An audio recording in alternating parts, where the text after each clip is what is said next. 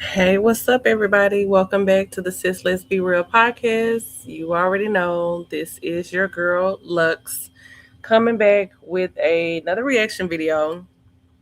I'm gonna be honest, this one is way more serious than the other ones that I have done. Um, and because I want to be able to handle this reaction with fidelity, this is based off of my opinion and my opinion alone. Um, I am very mindful, or at least I try to be. If I'm the kind of person where if you want to put it on me and be like, look, sis, that was a little bit too much, always let me know. I don't take it personal. This stuff isn't personal to me because these are individuals that have chosen to put their life on the internet. So when you do that, you open yourself for scrutiny. If I put my life on the internet, I put my voice out here. I don't plan on putting my face. I mean, some of y'all have already seen my face and didn't even know it. But um I'm trying to be what's up? Grand Rising King Queen. I'm gonna be very delicate with this issue and this matter. Because good morning, OG. Hey, what's up, Black and Bougie? Good morning. Thank y'all for tuning in with me. I'm going to be very mindful because unlike these women that myself and other reactors review, I'm mindful of the people that watch me and the people that are in my chats because when you are talking about something online, it's very important because you don't know what the next person you have has gone through. You don't know what situation they may have faced. You could come up here making fun of something, and that very person that has subscribed to you, that supports you, that has been down for you, have been riding for you, could be going through the same thing. So, unlike Olivia, she just gets up here, she talks about random bullshit. She doesn't care what she say because, in my opinion, she really doesn't care about her followers. Hey, C Tina. Hey Wade, good morning. Good morning. Welcome to everybody coming into the chat. Thank y'all so much for chilling with me this morning. But this was really on my heart because me and a friend of mine were having a conversation, and this topic is going to be around trigger warning.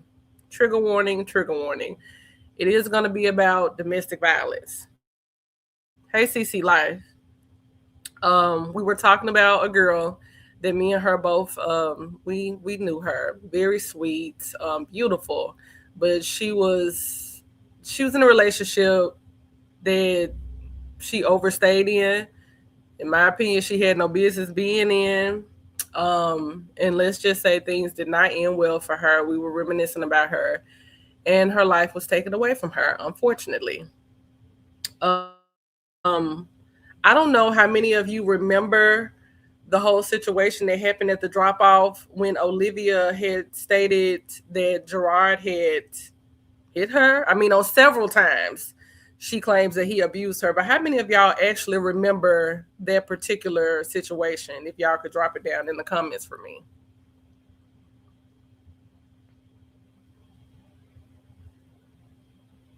I'm trying to just see something. Because with me, I was always kind of in and out. I wasn't an avid um watcher of the webs because like I told y'all, I honestly could not stand their relationship. So you remember CC Life, you remember. So we're gonna get into this video. And honestly, after all of this fucking time, I know the reason why she left it up because oh, Black and Bougie, I was saying that how many of you remember the incident at the drop off where Olivia claimed that Gerard threw something at her head and it hurt her head really bad. And she was talking about how he had been abusing her for the longest and she had been taking abuse from him. I'm just trying to see how many of you remember that situation because I was in and out on the webs. Yes, at the police station. I told y'all I was in and out on them. I could not stand them as a couple. I didn't think anything was cute about them. I thought they were very weird together. Yes, the bag of clothes and the sunscreen.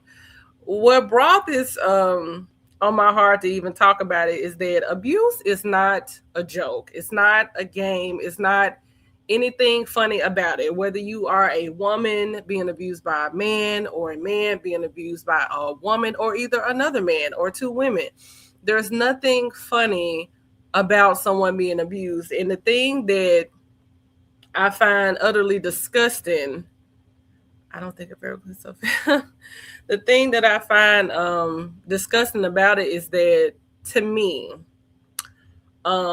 when people like her use abuse claims as leverage in a situation, and in my opinion, it's just my opinion, this is not a fact, but in my opinion, she used abuse in their relationship a lot. Because one thing about it that you don't claim abuse from someone and then you come back online saying that, oh, that person is mine, they'll forever be mine, that's my D, because for one, that contradicts the survivor's mindset. If you ever talk to a survivor or anyone that has been through that situation, why in the hell would they come back and say, oh, that's my man? Oh yeah, that's always going to be mine. It's very contradicting, excuse me. So it's going to make you look at them a certain kind of way. And it will suggest a way that you may think that that person actually used it to gain sympathy and to gain control over a narrative. And, you know, it ends up trying to punish the other person. And these are all things that we know that Olivia does. Let me catch up with some of y'all comments real quick. Liv has wasted 6 years of her life on revenge on Gerard and Nisha. Yeah, it's I'm trying to see your comment, King Queen. It says your Black History post was grander, magnificent, splendid. You are very good in expression, articulation, and path. Thank you so much. Thank you. I really, really appreciate that. Thank you. You remembered. Hey, J Love, welcome to the chat. Yeah, and she and Gerard for years have done this trauma bonding. And when you trauma bond with a narcissist, you are setting yourself up because they get off on power. And what one person may think is that they're being in love and really trying to build with this person and trying to go somewhere with them. But to the other person that's a narcissistic individual, it's nothing but a power fixation for them. So they're getting off on it. Even if real harm occurred in this situation, do you realize how dangerous that is when you are someone with a platform, as many fucking people as you have? And we know how many women actually follow her. A lot of women follow her. To go back and start boasting, it invalidates your story. No matter how you try to come and say that, no, this really happened, it invalidates your story all the way. And it sends a dangerous message to women that, oh, if I survived it, you can. No, because there are people out here that have been in domestic violence relationships and they did not make it out. And for the ones who did made it out, there's no way in hell to come back online and say and brag about it or go back to sleep with that person again. Now, it's different if you in the thick of it and you trying to figure out how to get out and you don't know and you're creating an exit strategy for yourself to try to leave the relationship, but that wasn't your story. That wasn't the problem. So you wanted to stay around and control this man. And please believe me when I say this, I wholeheartedly think that she was definitely putting her hands on him, and that she was in turn trying to put her hands on him back. But I think that he was mostly probably defending himself more than anything. I think that I think Gerard truly would have been scared to just really abuse Olivia simply because all she did was call the cops on him.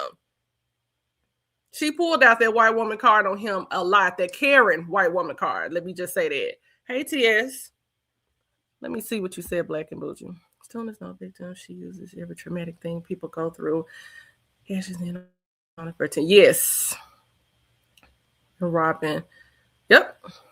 Every single time. That's the reason why she's choosing not to leave. Yeah. Seeking pure revenge on him. Like, girl, you talking about this man, you have claimed for years that he has done this and did that to you, and oh my God, and then you come back up here and tell us that you slept with him? Do you know how but see, the thing with her is that she doesn't know how foolish this really makes her look.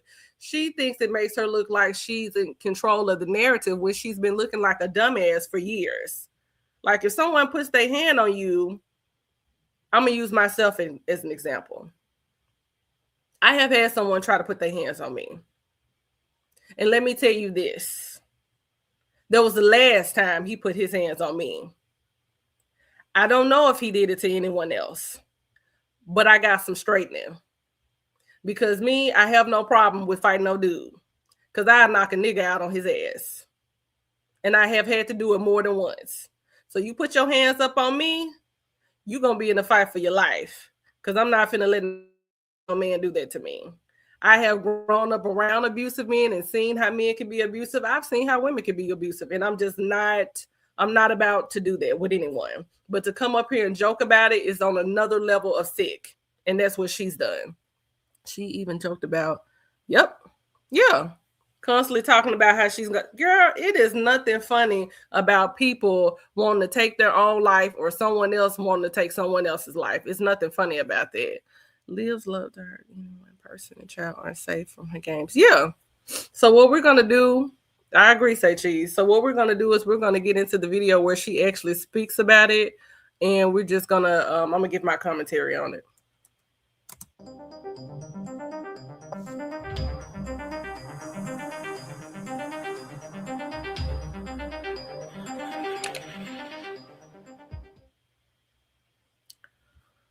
Whew, nothing irks my soul more than a narcissist trying to call someone else a narcissistic person, especially when they exhibit more traits than anything.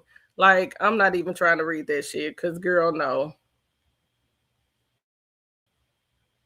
And Ew. they're sending the paramedics and everything. And yeah, I'll talk to you guys about this a little later. All right, so I'm just waiting. Yeah, King and Queen, we all know there's a bunch of bullshit. Like how she said he went up and upside down robbing, but then you slept with him after the fact. Like, girl, get the fuck out of here. I believe the paramedics are here.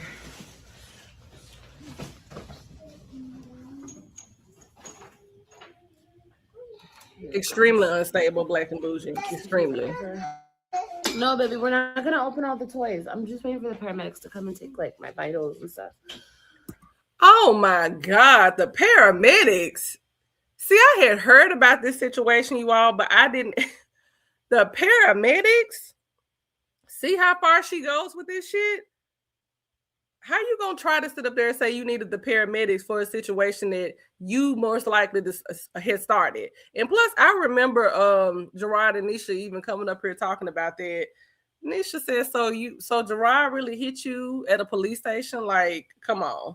And that's what people like her do, Karens. They milk the situation for all it's worth. These people are willing to look like a fool in order to hurt the next person.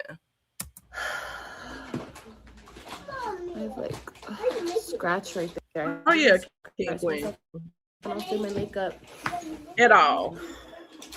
I have a headache. I'm tired. What, baby? I see. Kids are just having a ball. For all the flavors.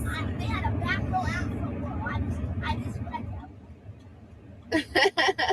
Oh, you can put the flavors by yourself? Yeah, but she just puts the ice. Girl, you had enough time to sit up there and lie, in my opinion, and say that this boy threw something at you and hurt you so badly, but the first thing was you wanted to come back and put a camera up in your fucking face?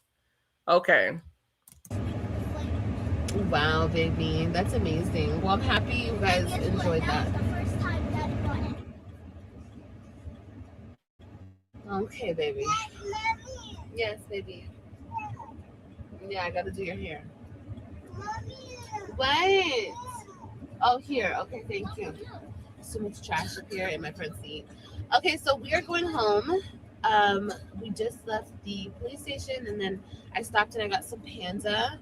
The kids got McDonald's. Girl, non-existent, Black and Bougie. Let me put the. Oh my God, non-existent.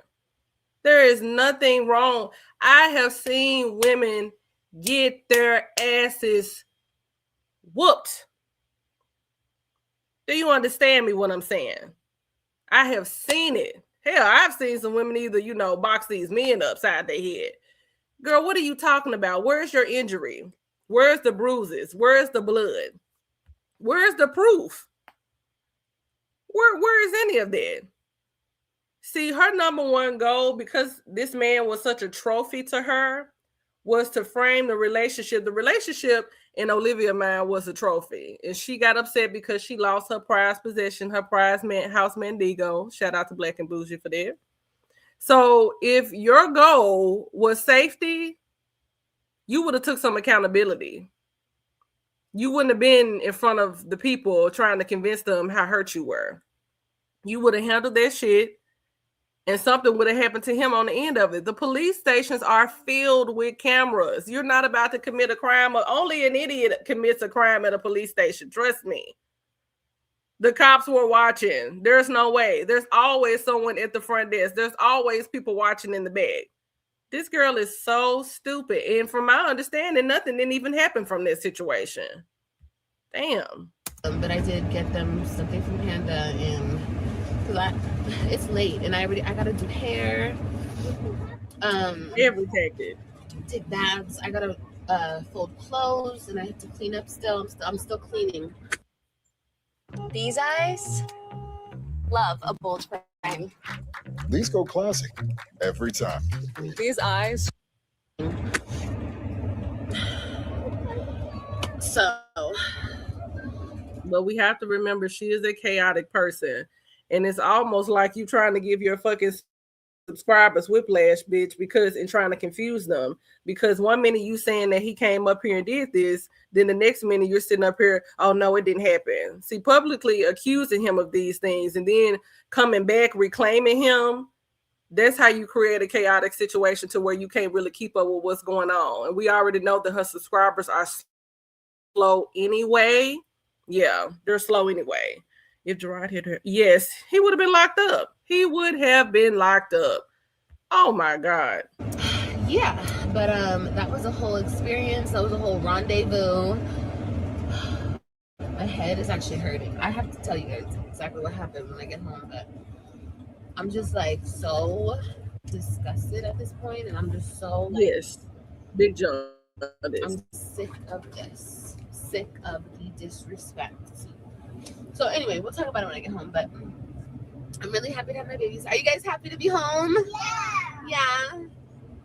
We're all happy to be back together. And yeah, so I'll see you guys when we get home. And Louie misses them. Louie misses them like crazy. So we gotta go home and feed Louie and hang out with Louie. Maybe we could watch a movie. She was not serious at all. If that was a situation that actually happened to her, a woman being abused, that's not something that you just gossip about. It's not real content. That's not something that you use as a storyline. Okay? You don't do the shit that she does. She doesn't act like someone that is a survivor of anything. And people that are narcissistic, they enjoy inflicting pain. They enjoy inflicting discomfort on other people. They enjoy destroying other people. No. This man didn't destroy you. Shit, he even kept it light on you that some of the times that he's came up here to talk about your ass, you could tell that he still handled you with kid gloves when he could have unloaded the clip on your ass and just said it for what it really is. So no, even after this situation, that's what really makes me sick about the thought of him sleeping with her again. I'm like, do you not know that this woman was trying to get you taken up out of here? Taken up out of here, because that was the last step. This is very serious. Someone saying that you hit them. Someone said that you raped them. This is very serious. This is not a joke. It's just something fun tonight. Right. And yeah, guys, right. So we'll see you when we get home. Kids are eating. Don't mind this over here. Look. Don't mind my whole living room. This is all going to be different. My whole... And it can. I want to highlight that it can be embarrassing. It is something that is shameful. Do you know how shameful I was when I had to come out and be like, yeah, such and such, me and him got to rumbling. And I was the one who was looked at as crazy because he put his hands on me. Not, oh man, that's fucked up. Da, da, da, da, da. No, what you do, what you say. Because it was giving good guy when he wasn't nothing but a fuck boy. No. That was the definition of a fuck boy through and through. But because he was surrounded by so many pick-me's and his mama was a pick-me, they were the kind of women that looked at that as, oh, it had to be something that the woman had did to put you in a situation to where you felt the need to put your hands on her. He was around nothing but enablers. And that's why his ass was in a predicament that he was in not too long ago in jail. And not only is your ass just not in jail, you in there for 34 years. So all that enabling, all that coddling, all that making him seem like he was the victim ended up destroying his fucking life, which is the same thing that's happening to her and the same thing that her mother is doing to her. All of this over coddling for these motherfuckers that's almost 40 years old, you are destroying these people's lives. Tell their ass the truth. Tell them that they're wrong. They need to hear that. They don't need for you to come to sit up there and say it's the other person's fault. It's their problem. They're the reason why this happening. No, be honest with them and tell them that no, you are a part of the problem. Stop this. If you were to stop this, this wouldn't keep going this far. If you were to have to pay your child support, you wouldn't have been in jail. They cannot be honest for nothing. Let me go back and catch up on some of y'all comments. Black and Bougie, I really hate that. Yeah. I mean, it is, this shit is go deep. I liked it when Joey lied to her and said she wasn't distraught because someone told her a lie. Look, she's acting like she can't have. She's trying to get him locked up. Yeah. Do you know what could have happened to that black man down there you up here saying that he kidnapped some children? And I know you call those cops sounding like a distraught white woman. You could have had, and then let me be honest with you, and this is my father being in law enforcement and all kind of shit. A lot of them do not care about no children, especially no black ones, okay? Because you got to remember, those are not white passing children that you have. Not the first three. So they could have lit up that whole car. And so your hurt and your disdain for him and Nisha could have gotten your children taken up out of here. But see, she don't think about shit like that. And she want to come up here and say she grew up like this. She from the hood. She this and that. No, you're not. Because people from the hood, the last thing that we like is for the police to be all up in our damn business. That's the last thing you want. You know how many people have called the police and say, hey, I got this issue going on at the house. I'm trying to calm down this relative. And they get there damn near take the person up out of here. So you got to be careful with that. Because you put your kids in grave danger trying to sit up there and hurt him. You could have gotten your kids taken up out of here. Let me catch up on some of y'all comments. She has tried everything to destroy him. Yes, everything. The affair, it was nothing else she could have done. Her face and personality that radiates through my screen. Yeah. Because you already know what she's doing. You already know she's lying. Exactly why I can never respect Stella. Oh, yeah. Oh, no. Never respect Stella.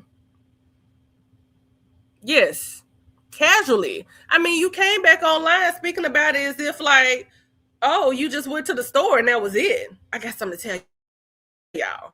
Like, you would have been distraught. You would have been embarrassed. And that is the thing with these people. Narcissists, they do not get embarrassed like that. The average thing that may embarrass us does not affect them in that kind of way.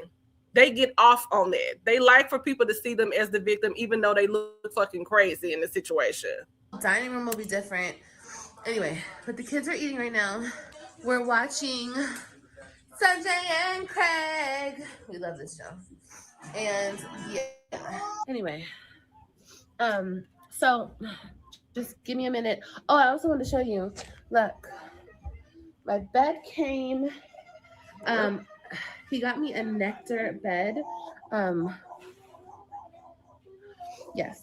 Bitch, please. They've been seeing you around niggas talking about something, trying to whisper my boyfriend. Who was she trying to say about her that bed? Zolo, Maurice? Which one was around then?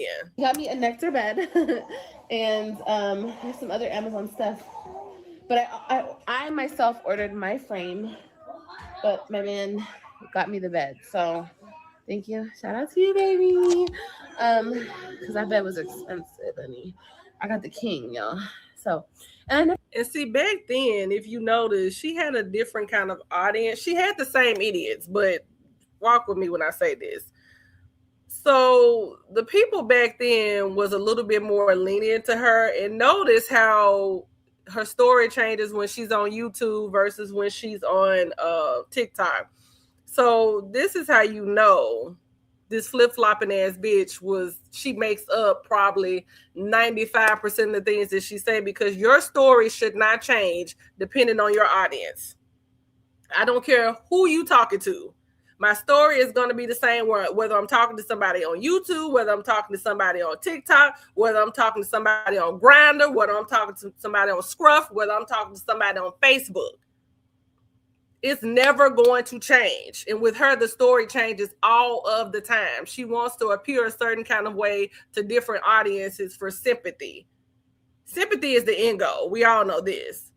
But if this was in fact that it did happen, that you suffered through this, that you went through this, your story is not going to change. Her stories about this nigga has changed so damn much. This is why no one believes anything that comes out of your mouth, because you are a flip-flopper and you cannot keep up with your lies. Because I watch everything. I watch the movement. I watch the laughing. I watch the hair tugging. I watch it all, because it are all cues, and body language shows a lot. And you can tell that 95% of the time this bitch is lying. I've never tried Nectar. I've always used the Lol, so it's gonna be interesting. Now I'm trying to sell this bed frame. And yeah, I was gonna put in my third bedroom because my mom does not live with me. Okay, my mom does stay with me, like my sister and I.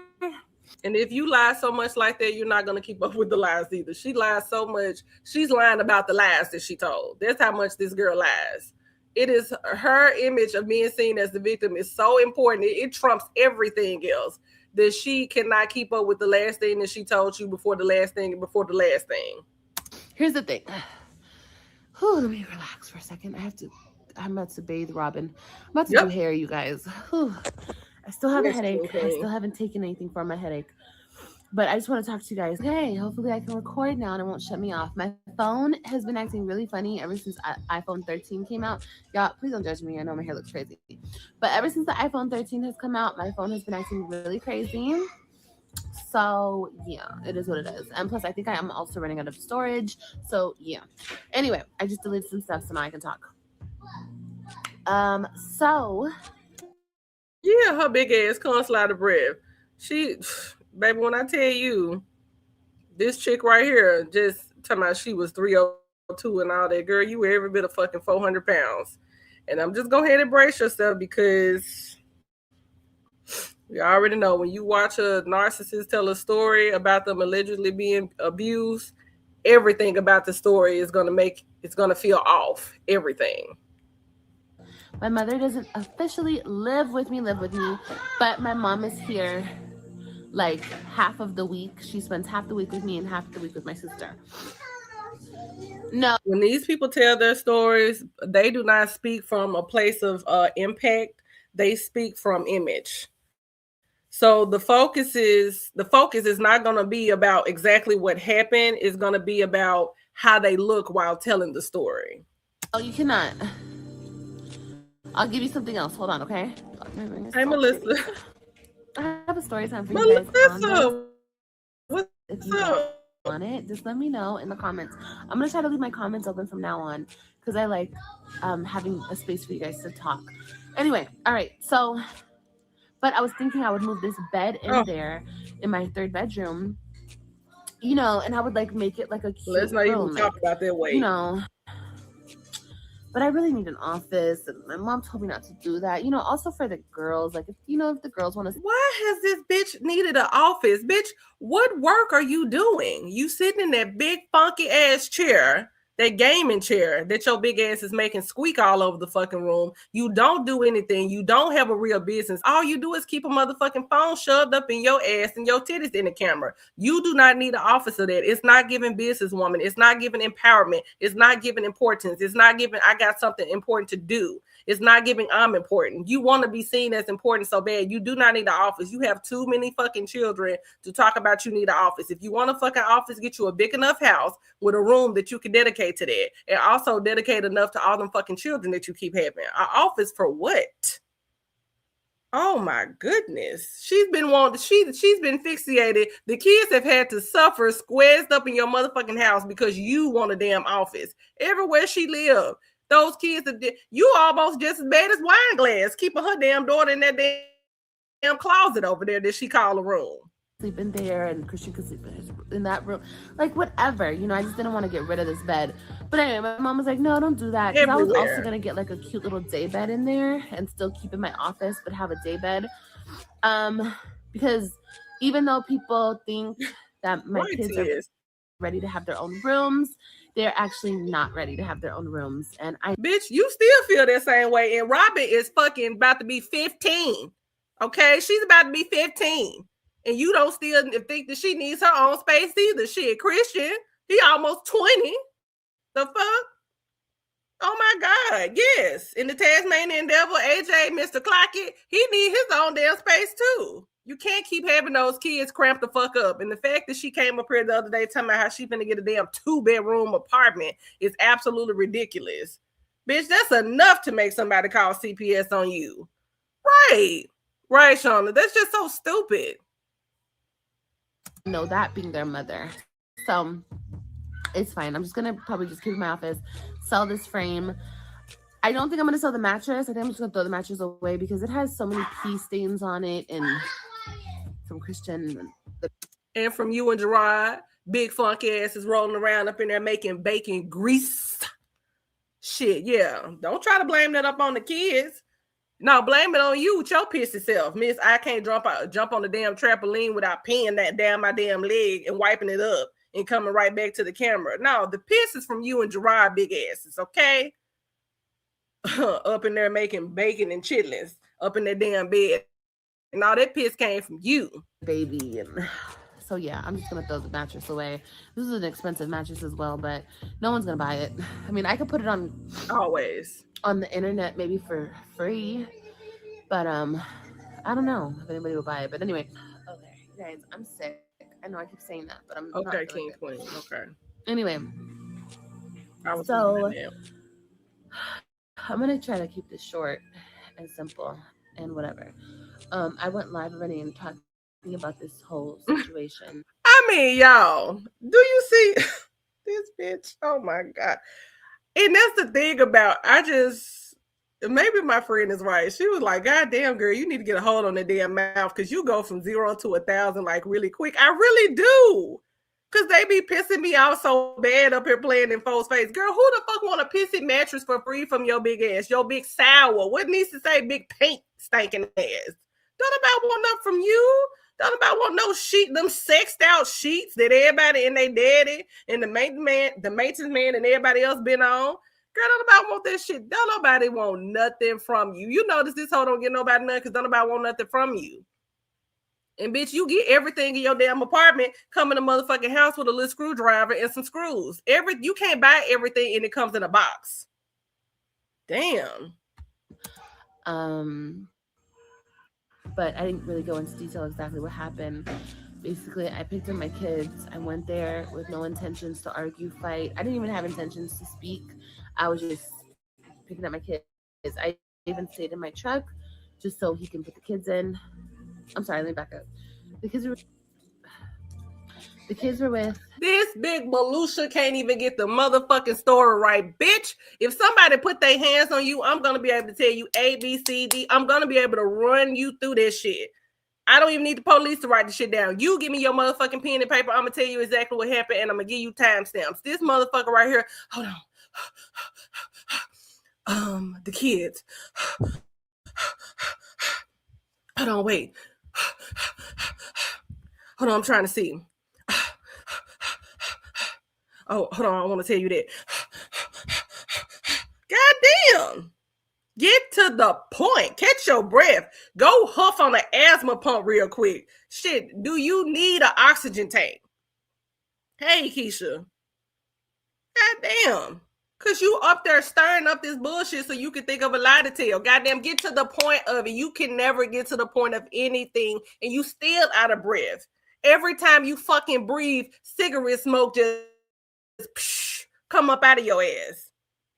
You are such a liar. Just say it. Say it what it really is. You're trying to really stretch this bullshit. Oh my God, the big black man hit me. Girl, get it on, Miss Anti-Civil Rights. Get it on. Get on with it. Just say it.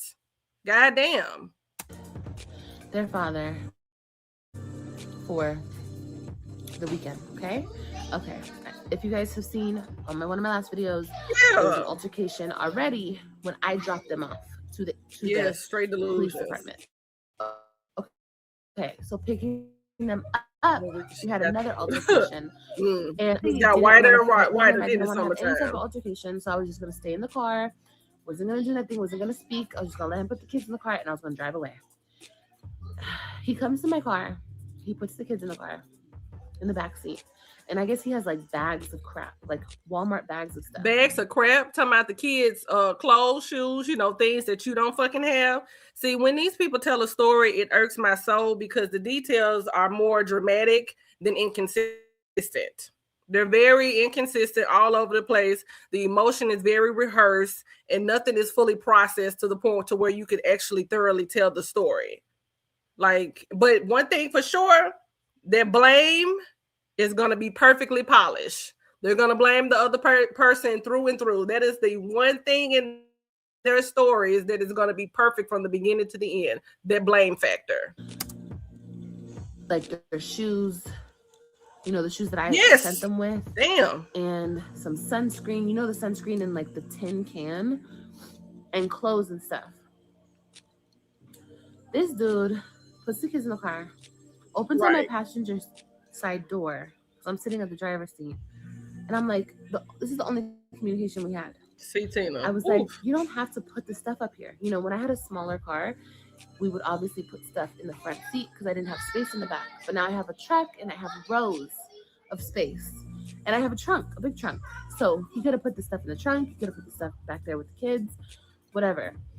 And I didn't want him to open my door. You did not want him to open the door. You did not want him near you, but you are the same person that went out of your way every time you've seen them to push your titties up, wear tight ass clothes, wear lip gloss, put on wigs.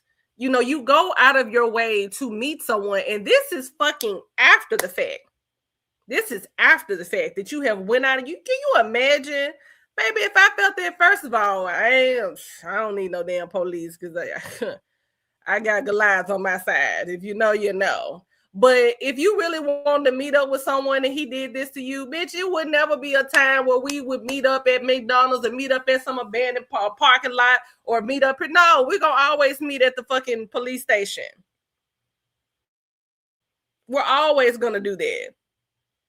But this chick, after the fact, remember what I'm telling you, this is why I said the past is important with these chicks, because it shapes how they have done nothing but lie to their supporters and lie to people.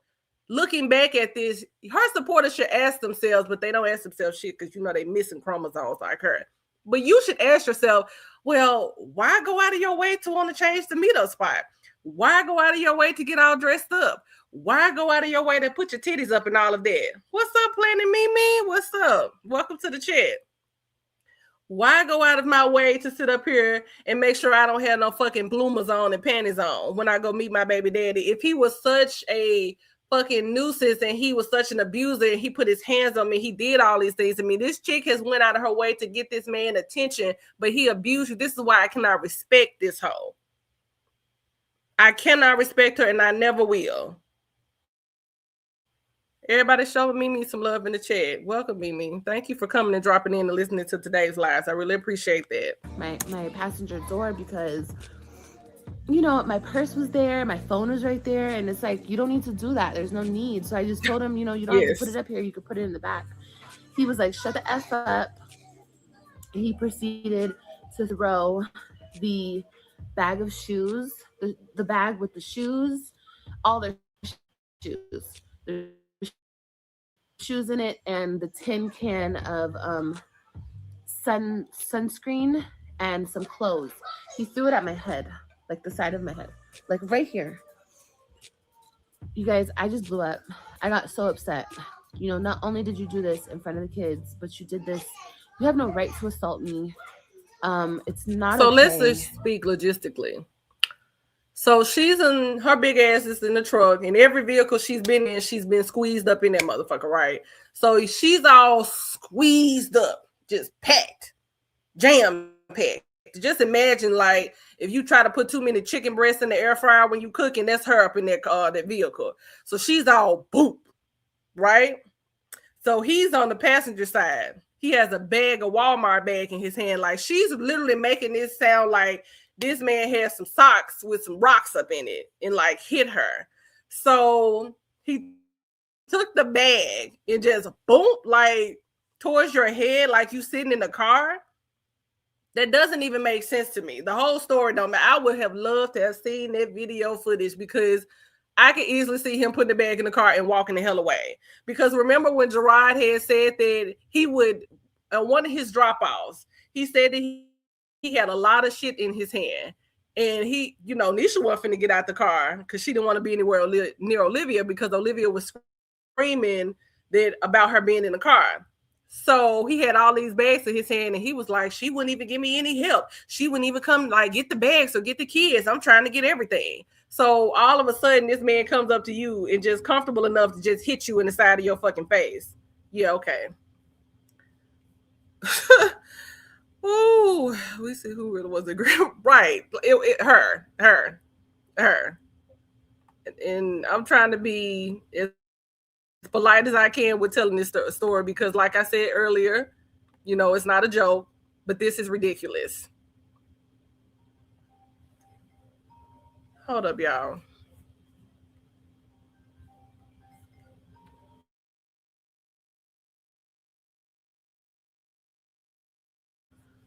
Okay, my bad. Yup, he sure did say that. Yeah, she be looking like pop. Yes, that motherfucker be pop. Do you hear me? The way she be squeezing up into them damn clothes and uncomfortable. Even when she had an SUV, that motherfucker still looked like she was poured into that motherfucker. And you mean to tell me it was enough room in there for him to do all that shit? Girl, please. That motherfucker didn't climb out that truck. She fell out that motherfucker. She poured out of her vehicles. What is she talking about? You know, I didn't do anything wrong. I just came to get my kids. And it's not okay. Chubby. And you guys know I've already dealt with domestic violence with him. People choose not to believe me. I don't really give a crap because I know what I've been through. But it's hard. And don't ever make this mistake, ladies. If you ever deal with domestic violence, report it. And break up with that person. Okay.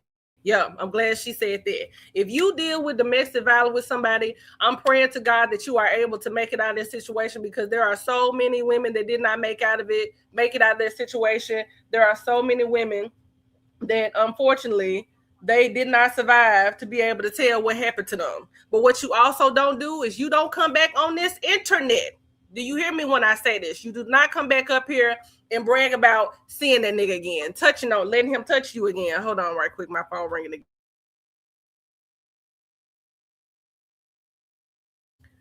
You don't, sorry about that, y'all. You don't brag about that nigga touching you. You don't brag about him, you coming up here wanting him. You don't brag about having sex with him. You don't brag about sucking on him again. You don't brag about him, you know, fucking you on the couch, eating your cat, and you do not let that nigga prostitute you out later on and give you some money for some sex.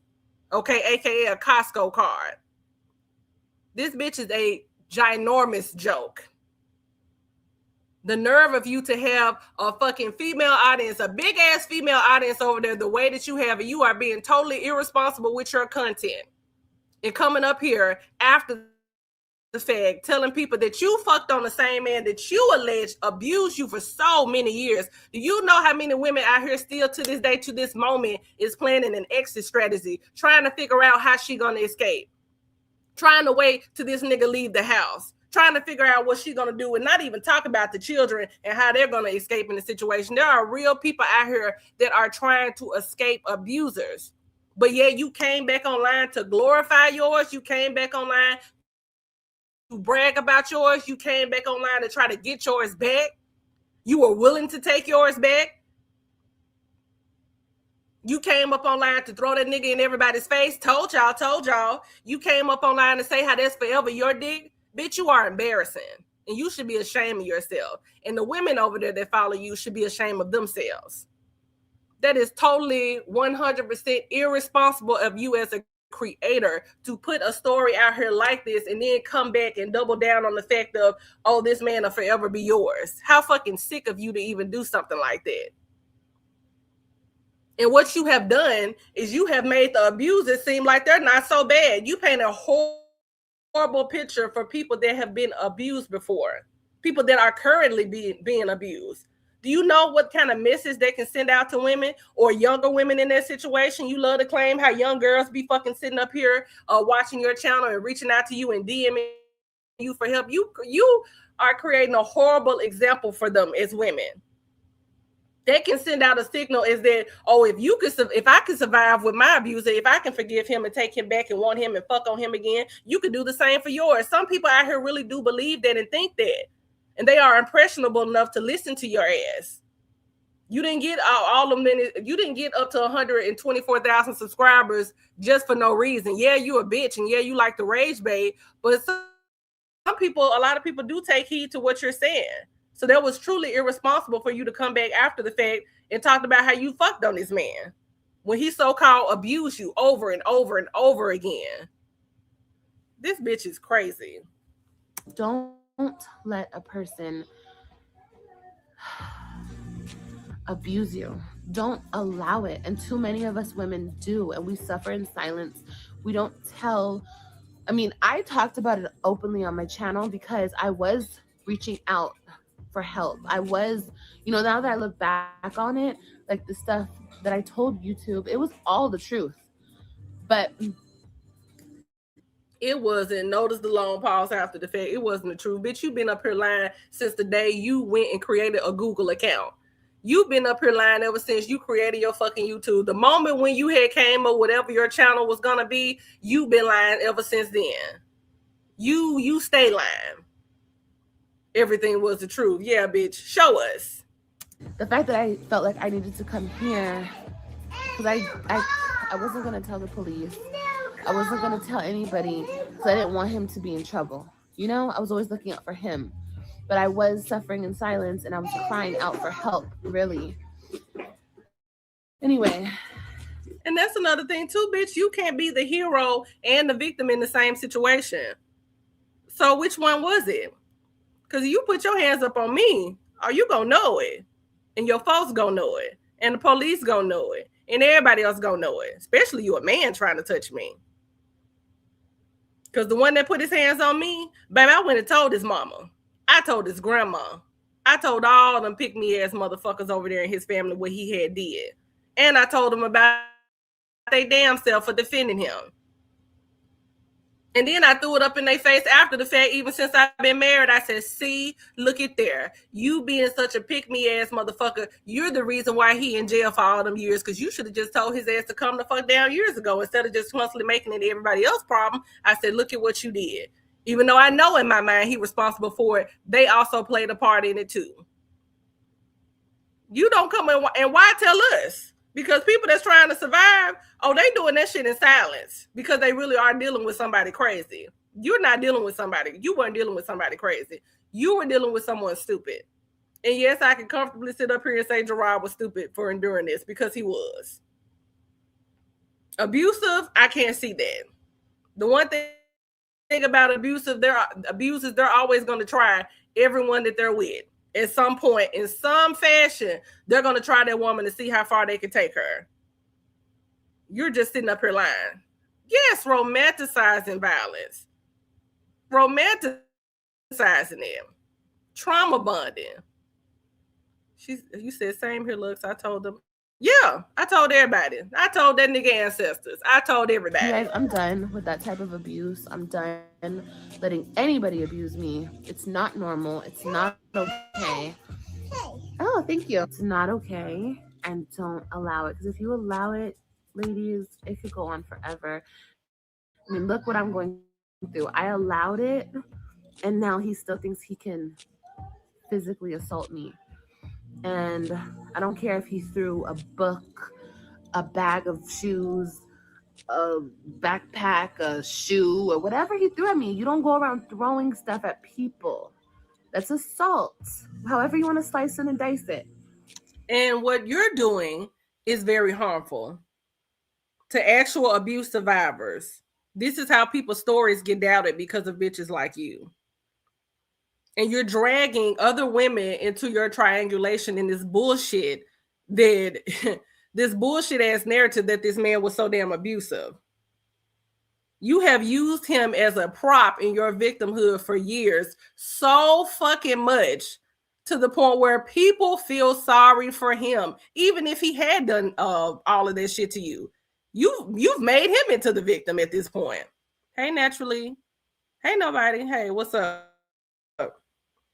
And then not to mention the children.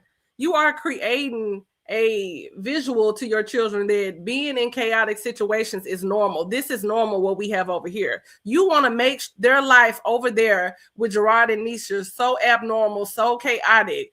You hate it that bad because you can't provide that to them. You refuse to. So you want to try to paint this narrative that the life that they're living, that's the wrong life for you. You're unhappy. You're telling all your viewers they're unhappy over there. Fucking the Grand Wizard over here getting up here lying. Oh, I talked to the kids. Really? You talked to those children? Did you talk to Robin and ask her how she felt going to school with her hair nappy? Did you talk to Robin about what it felt like not being able to see all of her classmates for that many days that they were out of school? Did you ask Robin how is she navigating through the world as a pretty little black girl? Did you talk about that? Did you ask Christian how he doing with him being dark skinned? Did you talk to him? Did you have conversations with him? Y'all ain't asking those kids shit because y'all don't give a fuck about what those black children are going through. Hey, Malish. Oh my God. Like sunscreen. She acting like it's bricks. And right. She threw bleach on Zolo. You threw bleach on that man. Do you know what kind of damage can happen from throwing bleach on someone? You could have put his eye out. You could have did all kind of damage to him, bitch. And in my opinion, I don't condone that shit. But let me tell you, the males that I know, throw some bleach on their ass. They finna roll you, and heads gonna turn. You can't be out here touching these men like this, because some of them will fight you back. But see, Zolo, I don't know his level of violence in him, but I think a lot of times you get spared because you biracial. And everybody know that you and your mama are MAGA lovers. Yeah, they don't give a fuck about those black children. They don't give a damn. You over there literally destroying them as we speak. And you want to tell somebody on how to survive and what to do and all of that. Girl, you can't get up here and tell nobody shit. So anyway, I got out the car because you ain't know me, y'all. Like, I held myself back. And I went off on him. I got out the car and I was screaming and I was yelling and I was mad. Because how are you going to do that to me? Like, for real, the side of my head still hurts. Like, I have a headache from this shit. I haven't taken a medicine yet, but I'm going to in a minute. But I'm just so tired of the games. And I keep saying that. Like, I'm so tired of the games. Like, I just want to co-parent. I just want things to be cordial. And that's it. Like, we don't have to speak. We don't have to be friends. We don't have to do none of that. But after the fact, you wanted to go to fucking restaurants. You wanted to have a drink. You was up here trying to prove that, oh, I could just sit across from him in one look, bitch. Just one look. You wanted to go out and have fake family time with your big stinking ass. So now you want to go out on dates. Now you want to go have family time. Now you want to go have drinks. Some of all the shit that y'all didn't even do when y'all were together. That's what I'm saying. After the fact of this, You wanted nothing more but to be up in that man's face and in his drawers. And you still want to. Still to this day, you still up here telling us how he came to the house and how he did this and how he did that. This bitch is a joke. Oh my God. Let me catch up on some of y'all comments. Tragic, yeah.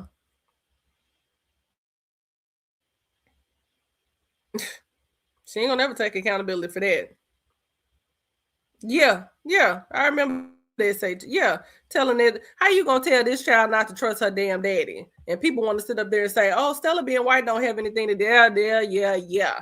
That does take a part in it. Yes, that does matter. No, we can't sit up there and say that, we can't consider that a factor because that's very important. Oh, yeah. Not the right one. Because these men out here are crazy. They are crazy.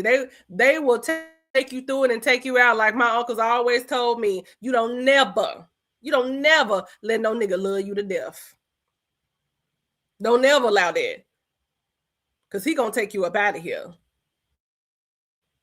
Because my uncles, they have known plenty of women that unfortunately back in the day, he would tell us stories. He said back in the day, women were getting taken up out of here from being in relationships with men that so-called love them so much. He said, you love your damn self first. You have your own money. You take care of yourself because the nigga be there on Monday and he'll leave you on Tuesday. And you will be confused looking crazy on Wednesday.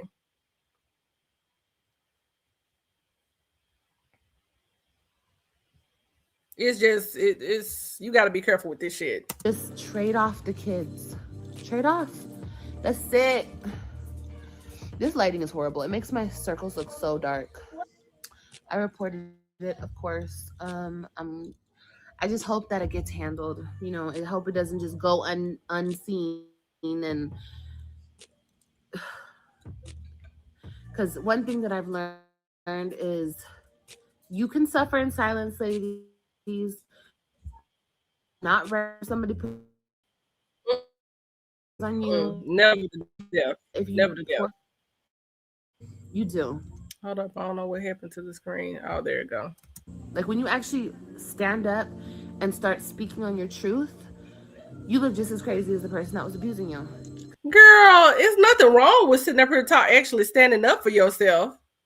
What do you mean? What do you mean? You don't supposed to give a fuck about how you look. See what I told you earlier? Her image is so important to her. Fuck what they think. I don't give a fuck if you had believed me or not. You don't supposed to give a fuck if we believe you or not. But if that's your truth, that's your truth, right? Who cares what these other people think? Behind every abuser is always an enabler. We already know this. We know it's going to be somebody in his family that maybe believes it and probably wouldn't believe it for nothing in this world. We know it's somebody going to sit up there and say, oh, you were the problem on the cause behind that. Motherfuckers be going to jail for unaliving someone. And then they have the most support. Courtroom be filled up with supporters. How many times have we seen stories about men dismembering women? It shouldn't be not a damn person on your side. You cannot tell me that is normal. They have the biggest support. They have the most family members. Their family is more angry than the person from the person that actually got unalived. What do you mean? Who the fuck cares what people think? There's always going to be somebody that believes that person. And yes, dramatics, TED Talk. Yes, she's up here being fake as fuck. Baby, this is straight to be. This is straight to be. And I don't know who that person was that or what she meant by that. Roll the clip where I said that. Because black people come in all kind of shades. So I don't know what this was intended for, what this meant. I'm gonna move on, but I catch every fucking thing. But I don't know what the fuck that even meant right there. And I really don't. We just gonna keep rolling. You'll have to explain to me what you meant by that. Because black women come in all kinds of shade. And we are still to this day the most at risk When you look up the statistics of women and their race that's being taken out of here quicker than anyone else, it's still Black women. So you can put them and make them pink. You can make them blue. You can make them yellow. You can make them dark. You can make them light. You can put whatever color you want to put on there. It still doesn't change the fact that it's still happening to Black women more than anything. Because people look at you like, why didn't you say something then? Why didn't you leave him? And people will never understand that. You get lost in that manipulation and that game and that hurt and that everything. You get lost in that shit. And don't do that to yourself. The moment a man, or if I'm speaking to men, the moment a woman, the moment anybody assaults you. But the fact that she has a majority Black audience makes it more dangerous. Makes it more dangerous.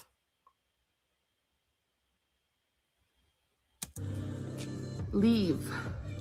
Leave. That's not love. That's disrespect. That's the opposite of love. If you love somebody, you're not going to disrespect them. What? And you know. Well, damn. Tell yourself that if you ever gave a shit about fucking Gerard, why have you been disrespecting him for so many years? Do you not realize how trying to reduce someone makes you look so bad like that? Hey, AMP. That makes you look like the fool. That makes you look bad. You have been trying to make this man look like a simp, sap sucker for fucking years, but you still want him so bad. You have been talking so much shit about this man for years, but you still came up in our face and said you had fucked him. Come on. You've been making him, you have been disrespecting him for years. You've never had respect for him. I don't even honestly think that you even liked him like that. You got pregnant too quick. He stayed around like a dummy, and here we are to this day. What the fuck am I going to sit up there, someone that I'm sleeping with, and then turn around and disrespect them at the same time? That does not make any sense. That means that I'm disrespecting myself. It's the same thing that you're doing over here with Mr. Penny Dick. You up here disrespecting the fuck out of him, but at the end of the day, chick, you the one who's with him. You the one who allegedly got pregnant by scissoring him. That's you. That's how you look online. He's not up here. You're up here. Yeah, we've heard his squeaky ass in the background sounding like some bad breaks, but at the end of the day, shit, that's on you. You choosing these niggas. Your picker is off because you are off. I would never sit up here and constantly be with a man for all these years just to disrespect him and take him down through it, because at the end of the day, the people that know me, they're going to be like, well, shit, I can't tell he that damn bad. You still here. You still around. You won't go nowhere. You still having sex with him. You still having children with him. God damn. It's not. So anyway, I'm gonna, like I told my live earlier. Let me tell you something. And this ain't no disrespect to nobody up in here, but she was with the Vatos, okay? She was with the Pacos. She was out there. She was with the Vatos, okay? She was with the Hispanic guys. And they the ones who gave it to her ass.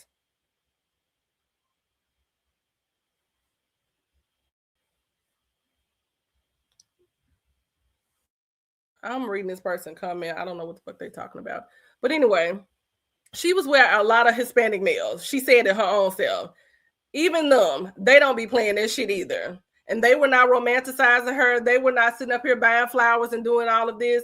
Them was some hood-ass Hispanic niggas that she was messing with, having sex all over LA and all that kind of stuff. Girl, this is the first Black man that have showed you some attention and you ran with it. You ran with it. You lost control. Hey, Rain, how you doing, baby? What's up? Caramel Queen, what's up? You ran with it, you lost control, and you didn't know what to do with it. Clearly, if Black men have been interested in this chick, she wouldn't still be stuck on this one. If men in general show her any kind of real attention, what the hell am I going to be talking about with the same nigga that left me years ago and he left her? Women that get attention and are used to it do not have to make a man's approval their number one priority. That's just not going to happen. So at the end of the day, we know that Gerard was the first guy who showed her some real attention. Those Hispanic guys wasn't studying her ass. Because I bet you for anything, she was presenting more white presented in front of them to get their attention. So this chick can miss me with all that. Oh, they were so in love with me. He did this and he did that. Gerard hopped his black ass up in the store one day, showed your ass them white ass teeth, and you been lost in the sauce ever since then. Girl, bye. You have not been getting attention from many men. I don't even think you have had a lot of boyfriends like that. Sleeping with people and being in relationships with people are two different things. If you have ever had a serious connection to anyone else outside of him, you would not still be this deep in love with this man after all this alleged abuse and all this bullshit. I'm gonna make it a big deal every single time he thinks he can assault me or abuse me or anything. I am gonna make it a big deal because I'm not dealing with it anymore. I'm not with him anymore. I've never had to deal with it. But now that I realize, girl, what the hell were you doing? Hell no. You would never. You'll never get it in your mind that you ever physically assault me. You're gonna respect for me. I'm fighting for my respect. I will get my respect one way or another. But anyway, I love y'all so much. I have a story time about this and about just everything. And how are you fighting? If a man respects you, he respects you. You're not going to have to fight for respect from him. You're not going to have to, you're going to respect me. I promise you, I guarantee it. No, he's going to come up into the situation with respect. But you built your relationship on disrespect for so long. How can anybody have any kind of respect for you, even as an outsider looking in? How can I respect you as a woman the way you sitting up here treating your kids, the way you treat other people, the way you treat the motherfucking woman that's been raising your children because you refused to? You gave up on being a mother to your children because you were so heartbroken by a man. That's ridiculous. Baby, heartbreak comes and it goes. So many of us have faced it, but you pick up your shit, you keep going. You do not sit up there and let that get you to the point to where you cannot properly care for your children anymore. Because like you said, they're going to always need their mom, right? But where have their mom been? You've been focused on this nigga and trying to get him back and trying to get the woman back, fighting some respect for a man that you've been disrespecting. Hold on. Let me see something real quick. Let me just say this. I don't know who the fuck this is. I don't play those games over here. You have come into a chat where you would get your fucking ass chewed. You may not get chewed by the people in the chat, but you're going to get your ass chewed and blasted and sent to another motherfucking universe fucking with me. Do not come up in here talking about someone being racist when we have a fucking racist on the screen. Do not come up here talking about somebody being racist when this bitch has got up here and called women and children fucking gorillas. Do not fucking come up here being fucking racist when we are talking about someone who refuses to do her fucking black children's hair because it's too nappy and cut the shit off. Do not fucking come up here with someone that we're talking about who has a fucking mother that sat up there and called a black man and say he had slave mentality and he was a slave. Mind your fucking manners when you come over into this fucking chat. Because you are dealing with a fucking wordsmith. Do you understand what I'm saying to you now? I don't know if this is Olivia. I don't know if this is Loyal Gang, the Loyal Dummies. I don't know who the hell this is. You are an idiot. Don't get mad at us. And you are a pick-me. And you are a fan of a pick-me. So you can take your ass and get the fuck up out of here. Because you're not welcome. I don't do narcissists. And that's what y'all do. Y'all come in, you act like you agree, then you start disrupting, and then you start trying to throw us off and shit. We don't do that over here. I'm a narcissist's worst fucking nightmare. I am going to talk your ass down into the fucking ground till none of you is left. Try it somewhere else. This is not finna happen over here. Get your ass up out of here. Unless you want to come with some facts on how this bitch fucking act, yeah, then we don't have nothing to talk about. You're up out of here. How dare you come over into this chat and try to accuse anyone of fucking being racist when that's what the fuck we're talking about. Not in fucking Black History Month. Not on my time, not on my dime, not in my chat. That's all you motherfuckers do because of your insecurity. You go around and you try to disturb shit, disturb conversations, disturb shit that's actually going on. You need to sit this one the fuck out like Latoya said. Because I am not the one. If you want to go and argue with a child, you go over there to that bitch's chat. You go over there and try to have a conversation with that bitch with the mind of a 7-year-old. I am a college-educated fucking black woman. Do you understand me? And everything that you could possibly say to a person to break them down has been said to me, and bitch, it ain't gonna work. Don't come up here deflecting like that. We're actually talking about some real ass shit that's fucking happening to people. And you come up here with that bullshit, I'm not finna stand for that. Don't you disrespect the people in my chat. Don't you disrespect me. And honestly, I don't even give a damn how you feel about me. Do not respect the people that have subscribed to my channel to hear my content, to hear my thought process, to hear my opinions, and try to deflect from us having a conversation about real world issues that's happening every day and that people are going through and facing. How dare you, you demon. And I apologize to my chat. I do. I apologize to y'all. But that was ridiculous. Don't do that shit again. This is not the place for it. I do not welcome narcissists. I do not welcome demons. I do not welcome people that deflect. I do not welcome projectors. The devil is not welcome over here. If you want to come up here and have a real conversation, we could do that.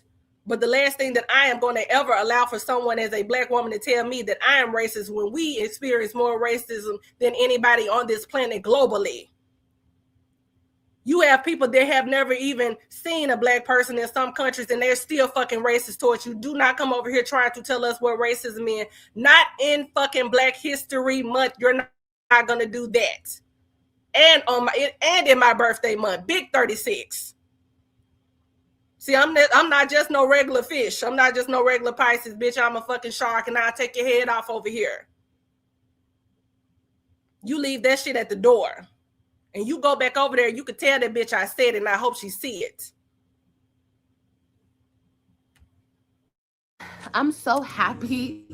It sucks that people are trying to, like, it feels like people are trying to take my happiness away. Or they don't even understand what racism is, Black and Bougie. They don't understand what it is. You talking about some systemic shit that we don't even have control of. They want power over black people so goddamn bad when you're the ones who still running it. Y'all are a bunch of greedy, nasty, conniving people. And the fact that every time you're talking about something factual, they come in and they try to disrupt the conversation and make it about them. That's what racism do. This is a power structure. This bitch got up here and talk about black women's hair. Bitch, have you ever heard of the Crown Act? People were being discriminated against so fucking bad, they had to make a Crown Act for individuals. Motherfuckers gonna sit up there and say black women can wear their hair any kind of way. You are a lie. Black men can wear their hair any kind of way. No. You show up in some dreads. You show up in an afro. They automatically deem you as being unprofessional. We don't even travel in the same lanes. We had to go out and make our own lane. You motherfuckers want to take credit for everything except the one fucking thing you did invent, and that was racism. Take credit for that. But you won't. Get the fuck out of here. See, we know about history. We know what's going on. We are dealing with this shit. You cannot tell a bunch of individuals who deal with racism on the daily. We are being attacked by everyone. They have some of these people out here so fucking fool, we getting attacked by other black people. They so down in the boogaloo with you racism, with you racist motherfuckers. This racism goes deep besides just talking about it. No, take your ass over there when she goes to there and say, we just need to stop talking about it. Bitch, how can you stop talking about something that's ingrained in every fucking thing you do? Buying a house, getting a job, opening a bank account, buying a car. This shit go deep. Racism is not fucking surface level at all. It is in every fucking thing that we do. Because they try in every single way to keep a motherfucker down. And that includes silencing you. And you're not going to come up in this chat and silence me. You have me in this chat fucked up. Everything is made hard. We damn near almost didn't get our fucking house because of a damn transaction for $14 fucking dollars. You not gonna tell me that ain't racist? You want to tell me that ain't racist? A bunch of white folks telling us, oh, I don't think y'all can have this out because of a Apple Pay transaction that didn't even clear. They didn't even trust us enough to know that a $14 transaction wasn't going to clear. And this motherfucker going to sit there and say, oh, we just need to stop talking about racism. We can't let that be who we are. Well, bitch, you might not want to talk about it, but we're going to talk about it. You can turn a blind eye to it, but you that redlining, baby. I've worked at a bank before. How black people with money in their account, been had the account for umpteen years. You can't get a damn dime. But a white person with a fucking sketchy ass fucking credit report can. Nah. No. See, you can take that delusion. You can take it over there. You can take your insecurities. You can take it over there with the rest of them, with the other loyal dummies. But what you won't sit up here and do is you won't come into a chat with some of the most we are so marginalized in all of this shit. You're going to try to come over and play in our face? You can't school a black woman on shit. You cannot school motherfuckers who taught other people how to wash their ass, take care of their kids, do their hair, how to live, how to be a woman, how to fucking survive. You can't tell us shit.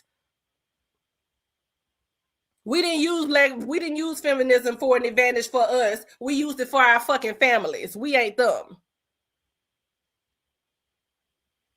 We took feminism and ran with that shit and tried to create a comfortable enough space. Comfortable enough for these niggas like Gerard to sit up here and try to throw bitches like this in y'all face over there, and you want to come over here and talk about somebody being racist? You sure about that? You sure you want to argue with somebody whose grandfather actually marched with Dr. Martin Luther King? You sure about that?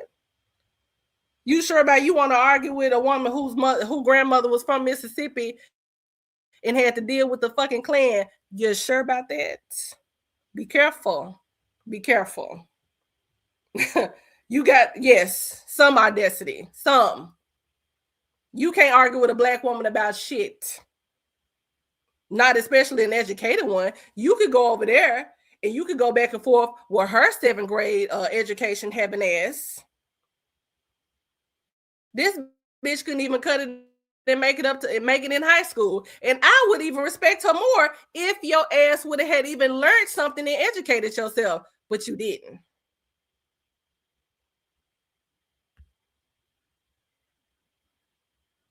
Baby, choose where it's safe at.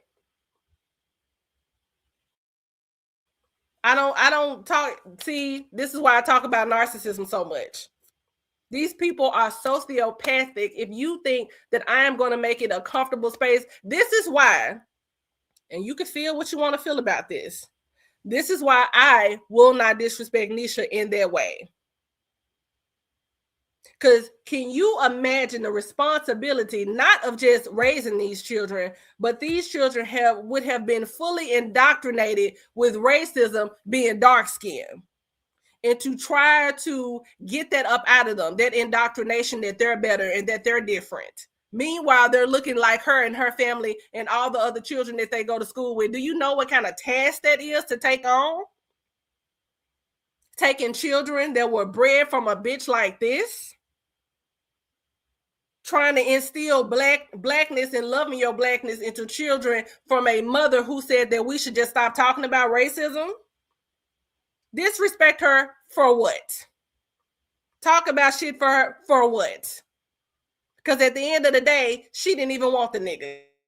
Because when you want a nigga, you gonna do everything you can to try to at least keep him entertained and keep him at home long enough. So him and Nisha getting together, I'm gonna go ahead and just lay it out there. I don't even give a damn about it anymore. Honestly, I'm tired of hearing about it. Because if she is a motherfucking home wrecker, she came to a home that was wrecked, demolished, ran through, ashes to ashes, dust to motherfucking dust. It was done and it was dead a long time ago. So this is why I do not disrespect Nisha over here. This is why I'm not going to disrespect her over here. I don't even know the emotional responsibility of even raising children that have a white grandmother that is comfortable enough to call their father a slave. She was comfortable enough to put her young child, her young brown-skinned child, in a MAGA hat for an administration. Hold up there. I don't even know if I can go that far, but I will. For an administration that don't even give a damn about black folks. They only entertain the pick-me's that want something from them, but them Republicans ain't got nothing to give to you, baby. I already know. I've been in the political realm before on YouTube. I've been there, done that, over with. It ain't nothing but a fucking pissing contest at this point.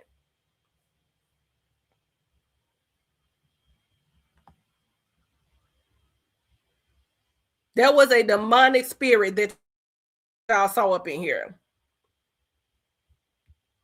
That is how demonic people act. 1 minute they're acting fine, then the next minute they can't take it. That's how demons do. They unveil themselves very, very quickly. We're up here talking about something that was truly important.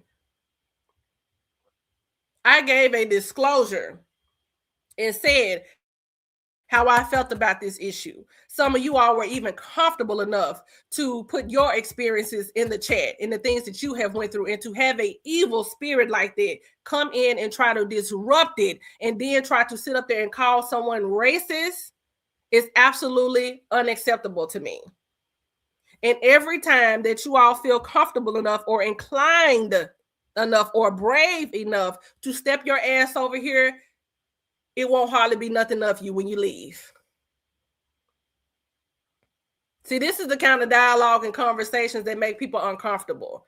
And I don't mind having them because we have all went through it. You cannot tell a bunch of motherfuckers who have to look left and right every single time they go walk out of their door, and who suffer macro and micro aggressions on the daily for just existing and trying to come to work and do their damn jobs. You can't tell them shit. But because you all feel inferior and you are insecure and you're not comfortable with yourselves, you want to come over here and try to gaslight black folks and say, well, you're racist. How? The next time that shit happens, I'm going to drop a motherfucking link and I want you to come up here because we're going to talk this shit out, because I want you to fucking sit up here and tell me how we're racist. What impact have we had? What have we done to you all? What have we taken from you all?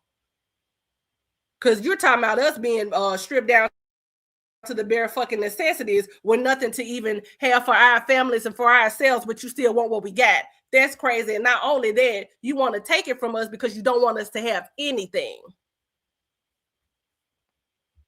Right. Black children must have a relationship with their black family members, and she did her best to take that away from him. And it's disgusting because he wanted a piece of ass, some light ass, so bad that he was willing to allow her to do that.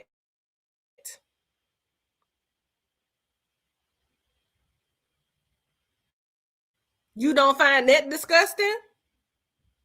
You don't find that problematic? Let's talk about it. The next time that shit happens, a link will be dropped, and no disrespect, I want that person who feels any kind of way about me talking about that bitch, please click it so I can clear the motherfucking house. Because I know exactly what's going on over there. I know exactly what kind of person she is. We deal with these motherfuckers every single day. At work, the grocery store, everywhere we fucking go, y'all are watching us, praying on us, jealous of us, envy of us. And you can't even name not one fucking thing we done. I want to hear from y'all the next time when this shit happens. I want to hear from you. Don't say it down there. Don't drop it in the comments. I want you, not am I qualified for Merited Medicine, Angel. I want to hear from you. Because you're gonna fucking get schooled over here. Christian is a black boy, a dark-skinned, beautiful black little child. He would have just been growing up over there. This bitch can't instill no kind of love into no black children. Her mama didn't teach her that. She didn't grow around over there.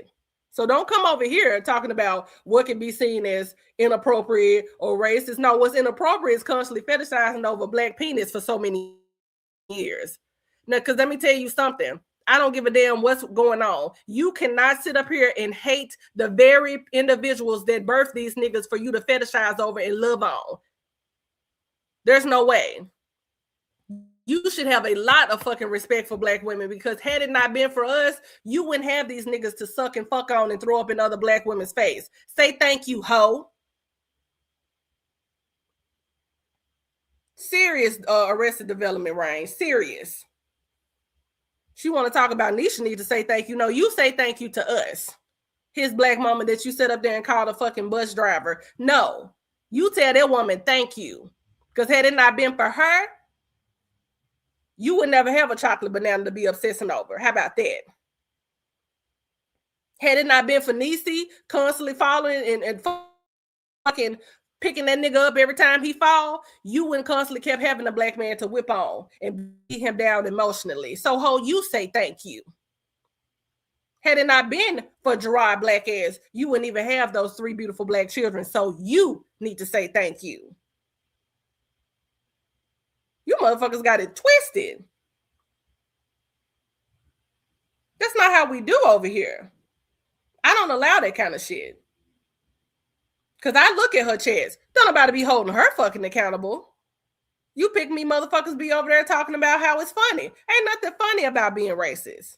There's an actual impact to that. And you're talking about it affecting a large group of individuals globally. Yes, she needs to say thank you. Yeah.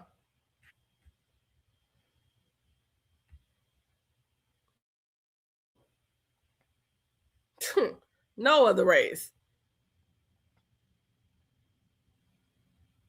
And don't think that it missed me how them white women and those Hispanic women be over there when you be talking shit about black women. Call out their racism. The fact that they are comfortable enough to be in her chat talking shit about black women like that. Well, she, every time she gets up here and she talks about Nisha and all this kind of shit and say how she look like that, girl, please. Don't you realize that the women over there in your chat and how they fucking look? I've seen some of their profiles. They look exactly like the same motherfuckers you be talking shit about. Honestly, they look worse. They look like they fucking hiding underneath somebody's floorboards, okay? And the nerve of y'all to even be laughing at anything. Self-hatred for sure. They hate themselves over there. That is a self-hating hub. Okay, if you want to go somewhere and express how you can't fucking stand yourself and how you hate the women around you and how you hate other women and how you a misogynistic ass bitch, you go over there because she makes it very much comfortable.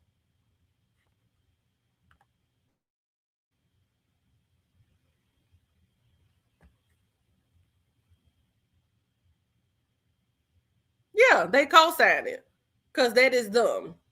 That person that was in here, that's her. That's her mama. That's how they think. Shame on all of you pick-me-ass black women that are over there comfortable enough to be laughing at a black woman that decided to step in and do for those kids that their mothers stopped doing years ago over a fucking man. Like a fucking minstrel show over there. This shit ain't no game. This shit is not funny watching this bitch sit up here playing these people's face for all of these fucking years, getting over on people, being very demonic, being very racist, being very fucking narcissistic. None of that is funny.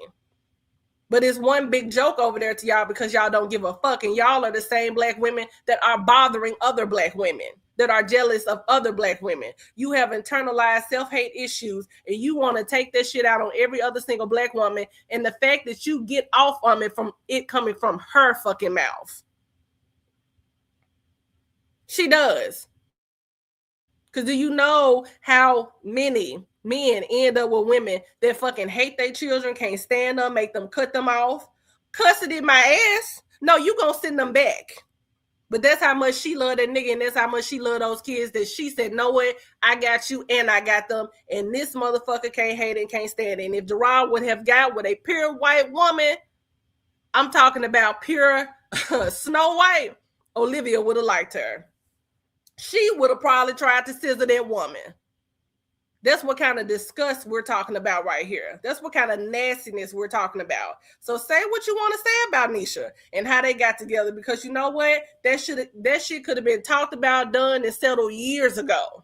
But because this girl is so immature and so nasty and she hates black women so bad, we know that shit was never going to happen. But if Gerard would have got with a white woman, we wouldn't even be hearing about half of this shit. There's no way.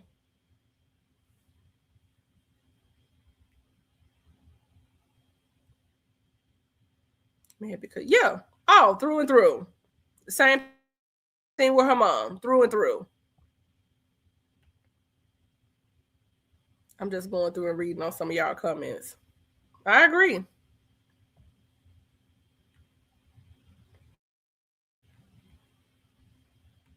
Shit, they weren't even learning how to be black children over there with his black ass, because he was too scared to be a black man, honestly. Yeah, you were working. Yeah, you were going out. But you let this motherfucking woman right here take you down. This girl didn't even make it to high school. I believe that Gerard at least graduated from high school. You think that nigga would have took this motherfucking mediocrity off of a black woman? You out of your mind. And that's why he went out and got him one that was educated, that had common sense, that had a good job, and had her shit together, because the shit that y'all take from these bras, you would never take from a black woman. Never. Do you think that nigga allowed Nisha to sit up and call the police on him and talk about his mama and talk about all of a sudden, mama, she matters then. All of a sudden, don't talk about my sister, don't talk about my family. Hell no, they do it all the fucking time. They get with these uneducated fucking DEI hires, the real motherfucking DEI hires. Because let me tell you something. If I have the years of experience, if I have the fucking education, if I have the fucking mindset, and if I have the skills, that makes me qualified. That does not make me a pick, okay? That does not make me a DEI hire. That makes me the prime candidate for the job. This right here is a DEI, okay? And the same ones that talk shit about it is the same ones that are against it. Girl, she didn't make it to high school. She didn't make it to high school. And he knew what was up. That's why he went out and got him a black woman. I wouldn't even be surprised if he got him a black woman just to spite her sometime. Because y'all already know how I feel about him. But the shit that they'll take off him, they will allow these bitches to ruin them, ruin their name, get them fired from jobs, talk shit about them, talk shit about their mom. And then when they get a black woman, okay, look, now we got to put some boundaries in place. No, where were your boundaries with this motherfucking middle school dropout? Where were your boundaries with her?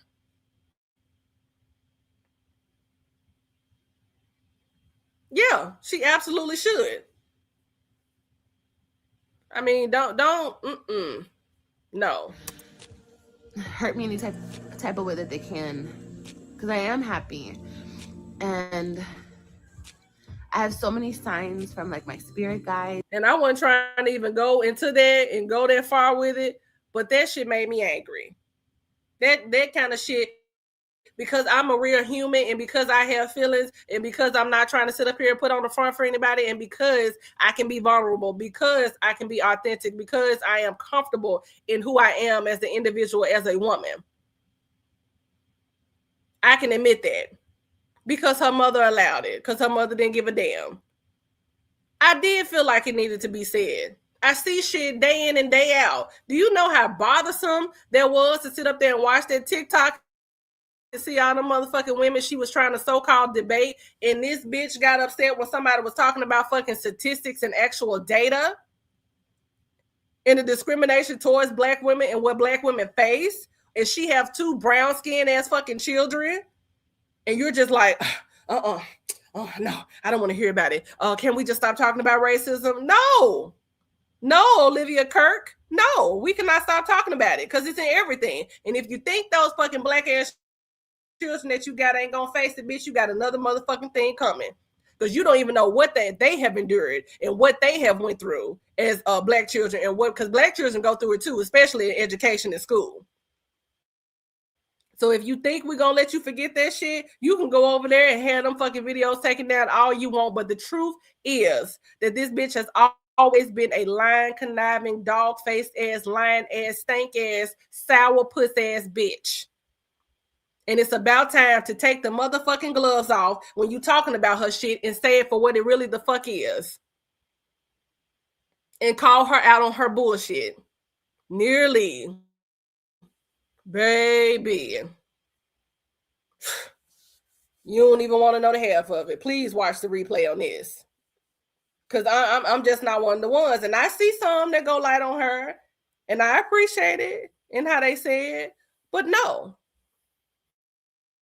Take the gloves off when it comes to them. Because these motherfuckers think it's all right to sit up here and call the police on people. Make false ass allegations towards people. You think it's okay to ruin somebody's fucking real life because of opinion that they had on YouTube about y'all? These bitches think they full on celebrities, and you think it's okay to really try to take someone down because of an opinion that they have on some shit that you all fucking put on Facebook. That you put out there. No. And see, I've been watching for a long time. A lot of people like, where you been? Where you been? I've been around for years watching this shit. I've been around for years watching people go easy on her, having fucking panels talking light on her fucking ass. That fucking panel that she had a couple of weeks ago, and I don't give a fucking damn if he come over here and say something about it. But that motherfucking panel that she had not too long ago talking shit like that, girl, you want to sit up here and you want to talk to argue. I can't talk about that. I can't talk like that. No. No. You're not finna overtalk me, of course. You're not finna fucking outword me. I'm gonna tell you what's gonna happen. You're gonna get uncomfortable. You're gonna fold up. You're gonna start stumbling. You're gonna miss your words. You're gonna start stating a lot of shit that does not matter and that's not germane to the fucking topic. And you're gonna fucking disappear anyway. So this is why I cannot have certain conversations with people, but this is why I do not put on the white gloves when I handle these women. Absolutely not. They have been playing in people's face for years. They have been acting a fucking fool. They have been treating their children like shit. They are constantly up here showcasing these nasty ass, funky ass men that don't do shit for them, their kids, nobody. Constantly getting pets and abandoning them, not taking care of their fucking household, and then get mad and have the audacity to get upset when you talk about it. She don't need to talk to me. Renee. No.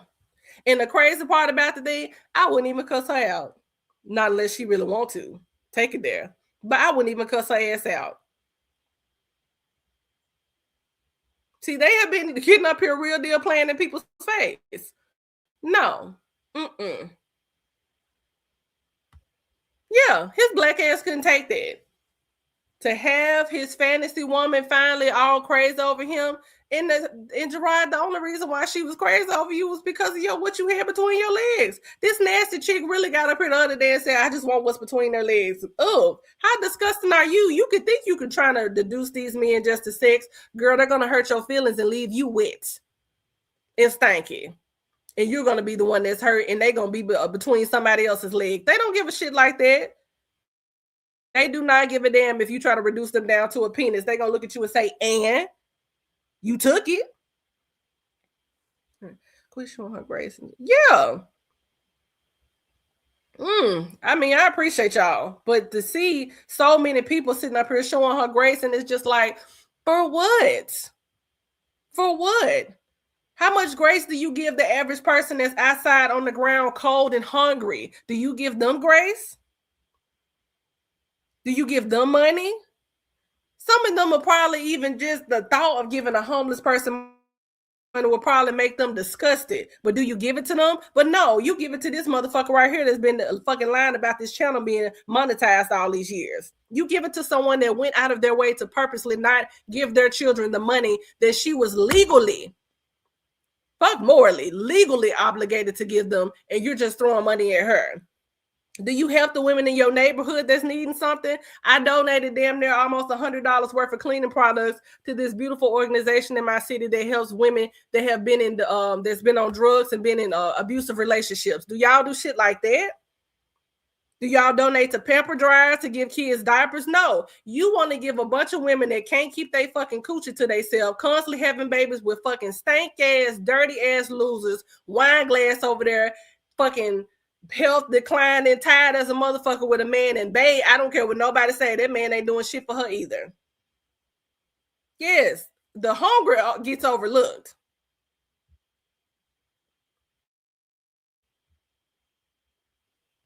They give way too much respect for her. And honestly, if they felt, and I'm gonna be real with you, the only reason why Olivia has more subscribers than Jasmine is because Olivia is biracial.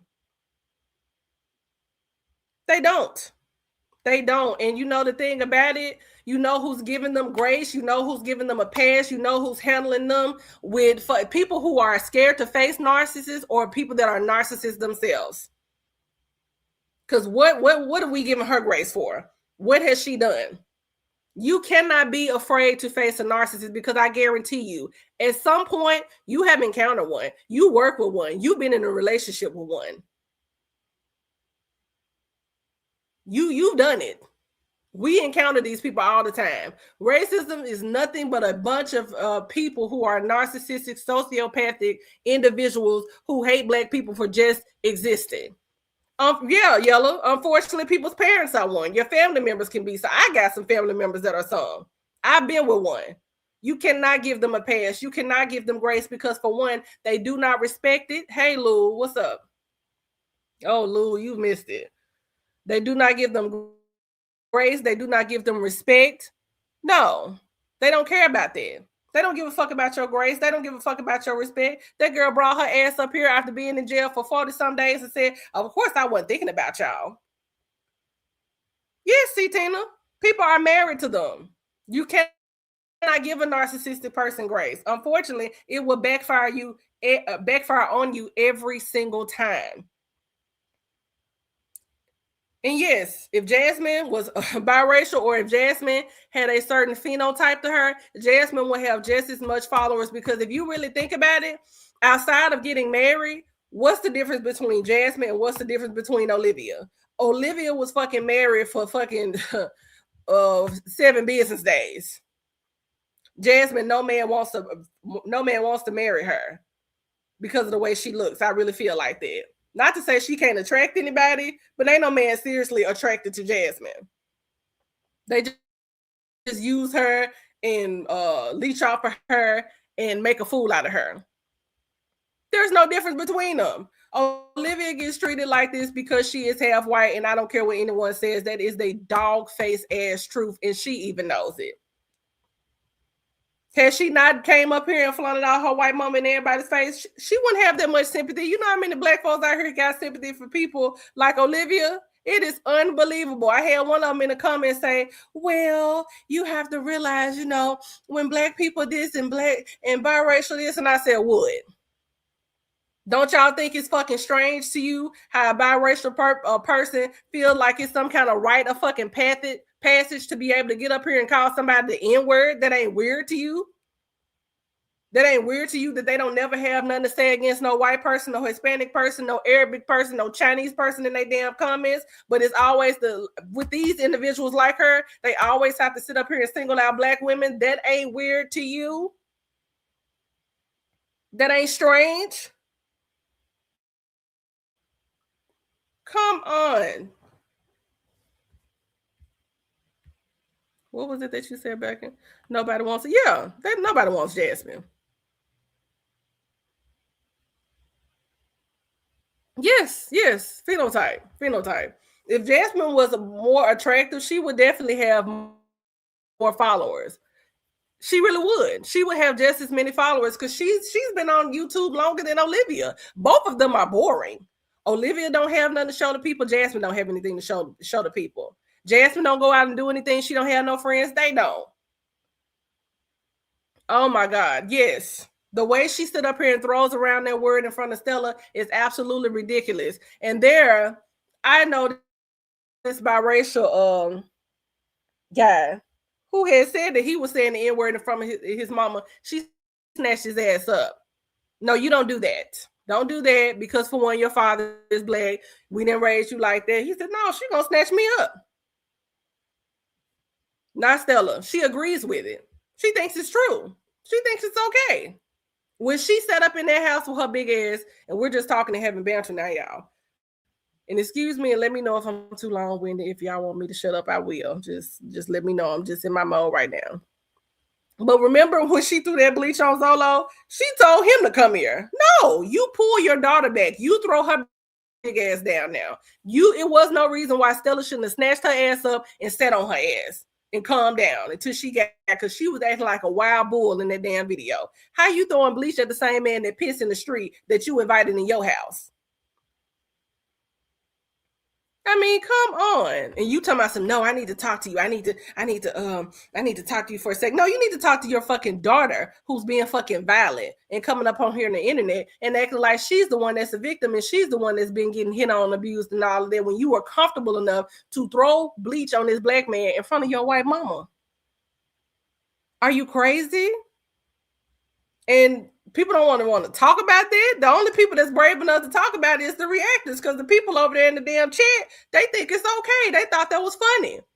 How many comments have I seen over there from women of different racial backgrounds saying, call the police on him, call the police on him? Do you know the repercussions by constantly doing that? You're going to call the police, you're going to get the right one out there, and that nigga will be no more. You're going to get the craziest one out there that's going to come one day that don't have anything to lose. No, he really not going to get in trouble. And all he going to do is get transferred to another police department. And that nigga is going to be on somebody's fucking shirt. How are y'all comfortable enough to sit up there and tell that girl to, oh yeah, just call the cops on him. Just keep calling the cops. Keep calling the cops. How fucking low down are you motherfuckers? And then you're not going to tell me that they don't know what outcome that can happen, because that's the reason why they keep saying it, because they know what can happen. Oh yeah, get one on the right day, baby. He not going to give a damn. And hell, you might get a black one too. This is ridiculous, y'all.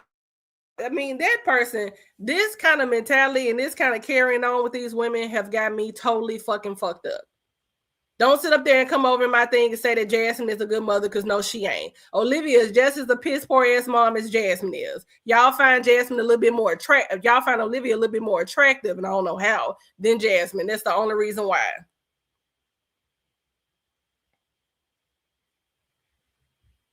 So no, Olivia has been getting away with a whole lot of bullshit for a whole lot of years, and people have been trying to make sense out of it, but you cannot make sense out of racism. You cannot do it. And as a black person, it is utterly unfair for you to even put yourself in a situation to try to reason with demonic behavior.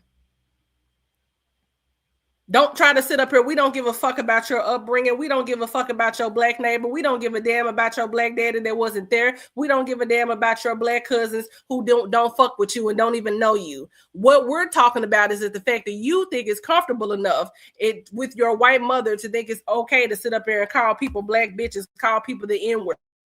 We're going to talk about that. Because like I said it before, I don't even think she knows her black side. That's just me. And if you do know any of them niggas on that side, shame on you. These folks been playing in people's face for a long time now. And the one thing that I do not have sympathy for people who go out of their way to be ain't shit ass individuals. Oh yeah. Do y'all not remember when Gerard had got up here and called a certain reactor a gorilla? The nerve of him. Looking like he could go up in somebody's cage and be in somebody's zoo. The nerve of him. The way them white women that sat over there and told Olivia to call the cops on you and do this and call your relatives and all that up on him. The nerve of you nigga sitting up here comfortable enough to call a black woman a gorilla, and a black woman who honestly had your back, who stood up for you. When all this shit had went down and came out in the wash about you and Olivia, she had your back. Yeah, A&P, I'm mad. Because that shit was fucking disgusting. That black ass mother. Girl, and if you see him, she makes that nigga sound like he Lance Gross. No, he is a typical black guy that you will see at the store. Okay, buying some damn cookies. It ain't nothing fascinating about him. I don't look at him and just be like, oh, sexual chocolate. No, I see a black ass nigga that I see down the street. that look like he could work at FedEx or see him at the corner store buying some squares or some cigarillos. Ashy hands and all, with some crown in his hand and one of those brown paper bags. It ain't nothing special like that. You have really tried to really make black women jealous with that nigga. Girl, no. It's giving somebody's potbelly ass uncle. He all right. So you don't know how to handle it because he the best looking dude that you've never been with. Huge Buddha belly. Are you kidding me? And Olivia was picking up that stomach, licking it. She was picking up his stomach, licking his stomach, his titties, and you ain't finna convince me that Olivia didn't eat his gooch. Because we all know she did, because she that kind of chick to do it. She's that kind of chick to do it. So nobody's gonna convince me that she wasn't. Who was doing the bending then? Was it you or was it him? Yes, black and bougie. He called somebody a damn gorilla his black ass. The nerve of him. I mean, that boy step out into some cold air. That motherfucker gonna turn white from being ashy. And you sitting up here calling somebody that, a black woman that? Yeah, she eating gooch. Everything. She was probably that fungus that she kept talking about. Girl, you licked it. Stop. We ain't trying to hear that. You was cleaning them that nigga toes. That's how in love you are with him. We don't want to hear that. No. That's what you gonna use to try to throw up in somebody's face? Zolo? Especially Joey. Girl, Gerard is not all that. Even though he the best looking one out of all of them, he's not all that. So no. Because let me tell you something, that nigga had breast cysts and stomach when you was with him, and he still got it. So I don't know what you actually he with Nisha, at least he went to a B cup. That nigga was on a borderline from a CD cup with your ass. That's how much weight he was packing on with you from being so stressed the hell out. So don't talk about how he looks and how he didn't gain weight because he was drinking beer, he was being ashy, he was being sweaty, hairline fucked up, clothes weren't really going together, a hot ass fucking cheating ass mess. And you was living for it all. Baby, titties from here to Mexico, okay? Him and Olivia fucking motorboating each other. Don't get me started on that nigga. Yeah. You took turns motorboating each other. Don't talk about how Gerard looked when he got with Nisha, because he looked a whole lot better when he got with her, because it was given he didn't bathe. Even though he kept saying when he came home he was taking a bath. Shit, somebody up in the house had to get their ass washed. Because you sure wasn't taking a motherfucking bath. Maybe the kids was getting rinsed off or something. But he did at least say he came home and took a shower from having all that fucking dirt and build up on him from working outside trying to make sure he had enough money to fucking feed you and buy you cigarettes so you can sit up and flicking and be online all goddamn day reading what the damn reactors were saying. Oh my God. So don't even get me fucking started on how this bitch been doing, and especially how his ass been doing too. You should be lucky because Nisha, baby, let me tell you something about Nisha. Nisha takes good showers. I can see her shower right now. I'm very descriptive.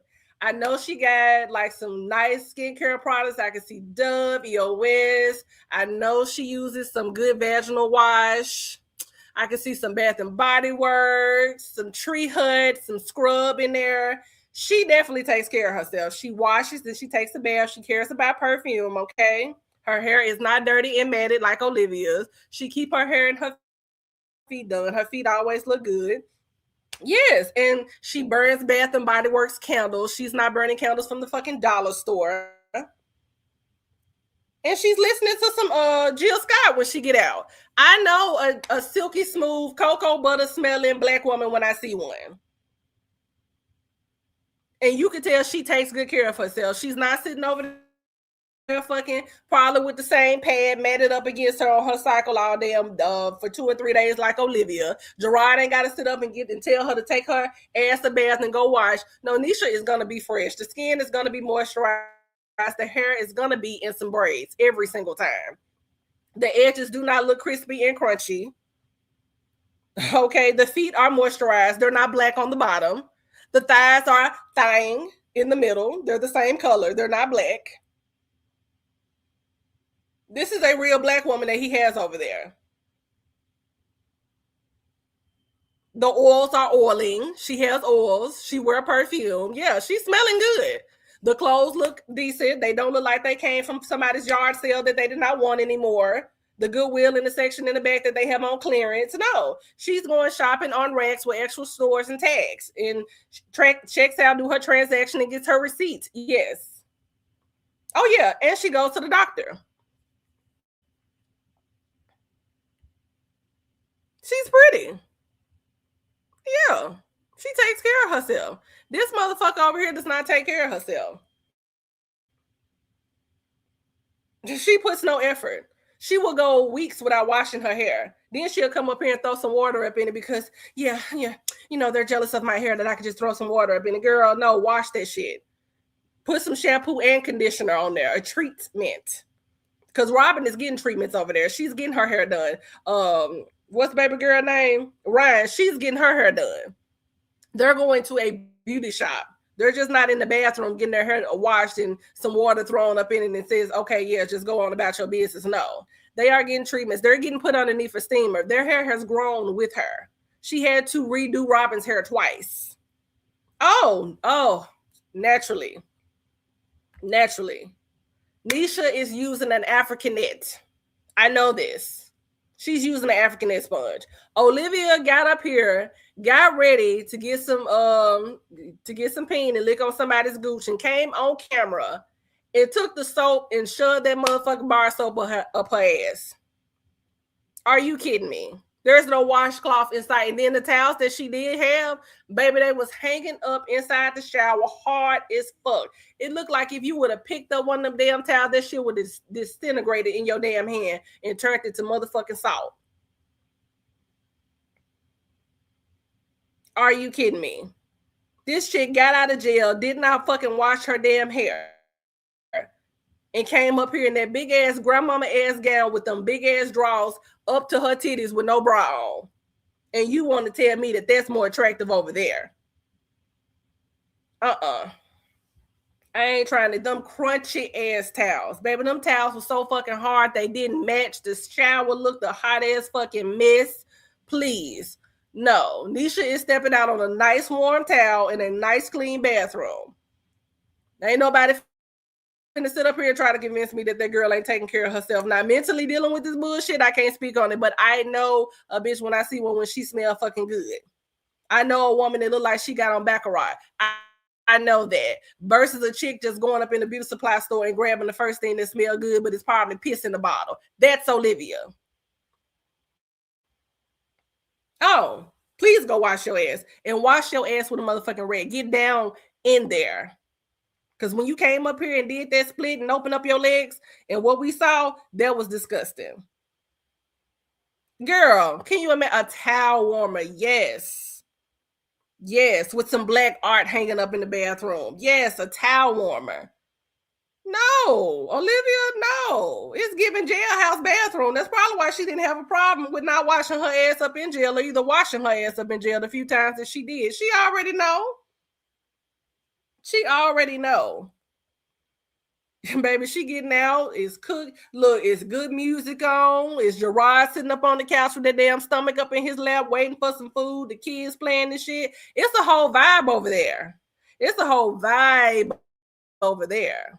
Over here with this miserable ass motherfucker, ain't nothing going on. Ain't no food getting cooked. Ain't no kids getting attended to. They up here trying to keep each other entertained while she got a fucking camera up in her damn face. Because those who don't care, we gonna fucking use some white washcloth. Olivia, them towels was all kind of colors because she don't really want to see the dirt that's gonna come up on them. She ashamed of it. She don't want to see the dirt that's gonna be on them towels. She ain't using no damn white towels. Them towels was all kind of different colors and they needed to go in the motherfucking trash. When have you ever seen that bitch they don't do no cleaning videos, do the laundry with me. Tell nobody want to see all them damn stains and shit up in them damn clothes and them dirty bras, cheap ass bras. Cause Nisha got some big ass titties too. But She wear good bras. Those are Lane Bryant bras. Olivia bras are bras from the Pick and Save, bras from the Goodwill, bras that she had problem when she was 16 years old. Your titties are way too long and all over the place to not be wearing proper bra. You need to go to Lane Bryant and get you some good bras. Because Nisha has big ass breasts too. But she makes sure she wears some good bras for sure. Yes, go to Tori. Yeah, like what kind of nigga does that? You gonna question every single child and keep getting her pregnant anyway? Ooh. Yes, TikTok is her thing. Olivia does nothing but shop on TikTok and had the nerve to try to sneak in some dresses because that's how I know she followed Nisha. When Nisha had her damn page open at the time, no one's gonna convince me that Olivia did not go over there and try to she followed her, and she's following her underneath some kind of spam account for sure. Because remember when Nisha wore that damn leopard dress and then she came up here with that leopard bullshit that she kept wearing over and over and over again. I'm like, girl, I know that dress is hot. Take it off. Give it a break. Yeah, she ain't even clean. She ordered groceries. Who comes back to an apartment that you've been in for all that that you hadn't been in for all that time? The bugs that came up in there, the ants and God knows whatever else, the air hasn't ran, it hasn't properly ventilated, and the first thing you're gonna do is sit up here and do a goddamn grocery order? No, bitch, you need to fucking clean that apartment from top to bottom. Clean out the fridge. I've seen her stuff that motherfucking fridge over and over again with food. Take the shit out and actually deep clean that motherfucking refrigerator. Show us that. Show us some real transparency. Since you're so real, show us get ready with me for one night. I want to see something. Get unready with me, even though we know your ass was sitting at home and didn't go anywhere. Do a bath routine. Show the girl something. Y'all, you do a shop on TikTok and buy all that bullshit. Show us videos like that. Her and Jasmine, their audience want to see stuff like that. But Jasmine was the same one. She went up there and bought her fucking skincare off from the Dollar Tree. Now, there ain't nothing wrong with that, but babe, you can't get everything from the Dollar Tree. That motherfucking big ass body ass Jasmine and went to fucking Dollar Tree about that little ass tiny ass bar of fucking Dove soap that you can wash a newborn with and did her fucking spa night. Let us see that. Let's see the cooking videos. I mean, we know you can't cook, but you could at least let us see. Shit. Get dressed for the day with me. Oh, I'm finna get dressed. Me and the kids finna go somewhere. You could have took your kids to the movies that night. Oh, girl, she stayed getting braids like Nisha. She stayed getting braids like her. And them braids was a hot ass motherfucking trailer park gypsy ass mess. She stayed getting braids, looking a mess. Yes, everything cannot come from the Dollar Tree. Buy yourself some nice body care. You could go to Amazon. You could go to Walmart. Now, see, every now and then, my name ain't Lux for no fucking reason. Because I love me some nice luxury skincare. I told y'all before, I worked in the makeup industry for over 10 years. So, baby, I know about all of the high-end prestige makeup wear and body care, philosophy skincare, Carol's daughter. I grew up selling that shit in my 20s. So I know all about the high-end skincare and the different brands and shit. Get you some Josie Marin oil. Like, these chicks don't know anything about that. That's why she want to talk about who she can sit with. Girl, you can't sit with anybody. You can't sit with anybody. If these women started talking about some damn makeup and skincare that's not fucking sold on TikTok, you wouldn't even know what to do with yourself. No, she don't wash her floors. Wash mine every night, vacuum every night. I mean, these kind of chicks right here, they don't have female friends for a reason. It's not just because they haven't met anybody. They can't handle being around other women. They cannot handle coming in the proximity of another woman who takes care of themselves. They're going to find something to try to get into it with that chick about. They're going to find some kind of flaw in her. They're going to find some kind of reason to have a falling out because these bitches hate other women. And they can't stand being around women, especially women who take care of themselves. Baby, let me tell you something. Don't even get me started on Clinique Black and Bougie. My husband used Black. He used that. He loved him some nice skincare eye patches. These bitches, y'all ain't really taking care of y'all self like that. Y'all are not around people who take care of themselves. Stella, you could tell that lady has lived a hard life because it shows. She has been through some shit. You could tell that Jasmine mama has been through some shit. Jasmine mama took her fucking ass to that wedding and she gave the people nothing. That lady was dressed as if she was finna go pay a bill at the motherfucking the light company. She looked like she was finna go get a fucking money order. She showed up to her son's wedding not dressed in no pretty dress, didn't have her makeup done, didn't have her fucking hair done, didn't have her nails done. Like, y'all have been raised by women that put no kind of effort into how they look. Yeah. Oh, girl, I love me some L'Occitane, and I like some Tatcha. Yeah, they don't know. And you could tell in the mothers. That woman made me so damn mad. You showed up to your black son wedding and you came up in there down the aisle like you didn't even want to be there. Hey, pretty brown eyes. Oh, you missed the whole lot. You're going to have to watch the replay. That girl, that woman came to that damn wedding and she just looked like she just didn't even want to be there. I love me some Korean skincare too, Tina. I mean, that was so disappointing. Y'all did not grow up. You didn't grow up around a woman who obviously loved herself enough. You grew up probably with women that struggle. And you know what? That happens to a lot of us where we see how women grow up struggling or we see that they didn't have it easy. But that don't mean that you have to follow directly in the same footsteps. Jasmine made me so fucking mad because she went to that damn wedding and those kids looked like Easter from 2006. Everybody's hair was a mess. You could start a fire with those girls' kitchen in the back of their heads. Kaden looked like a poor. She looked at. I felt so bad for her. Here you got this teenage girl raising her up like that. Legend looked a mess. He had on some damn jeans and some shoes with a damn bow tie.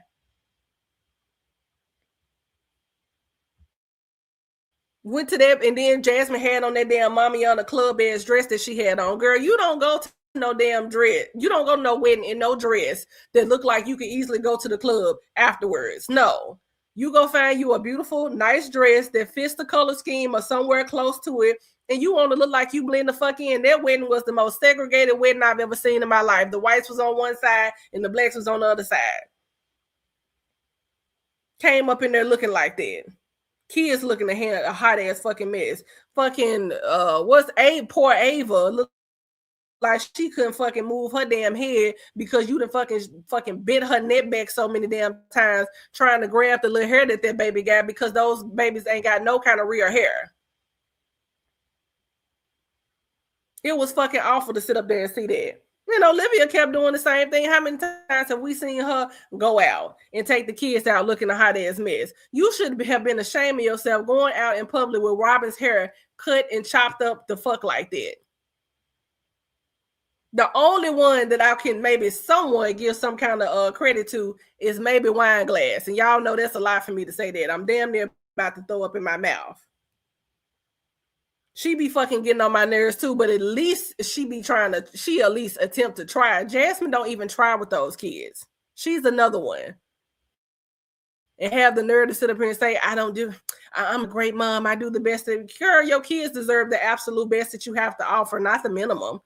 You giving those niggas any and everything and giving them all your energy. And by the time it comes to your kids, you are depleted and you don't have nothing left for them. And that's not fair to them because they didn't ask for that. None of them kids look good. That's why I don't understand. They go easy on them for what? They've been getting up here looking like a hot ass mess for years and their kids been looking like a hot ass mess.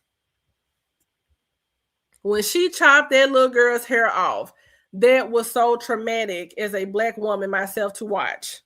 Because I have seen videos like that of those women cutting their children's hair off because they just can't do it or you're too lazy enough. Well, that's what you fucking get for going out and selecting the darkest one on the plantation that you can find to procreate with. If you want the kids with much smoother hair, you should have had a baby with one of those Vatos that you used to be with before you went and you found Gerard. If you wanted children that had some easy, smoother gray hair, you don't go out and get with this fucking nigga. Gerard so damn black, sometimes he look blue. You don't procreate.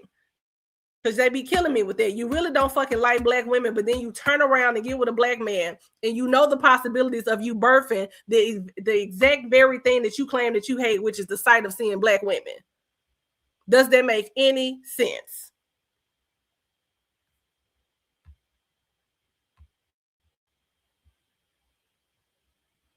Yeah.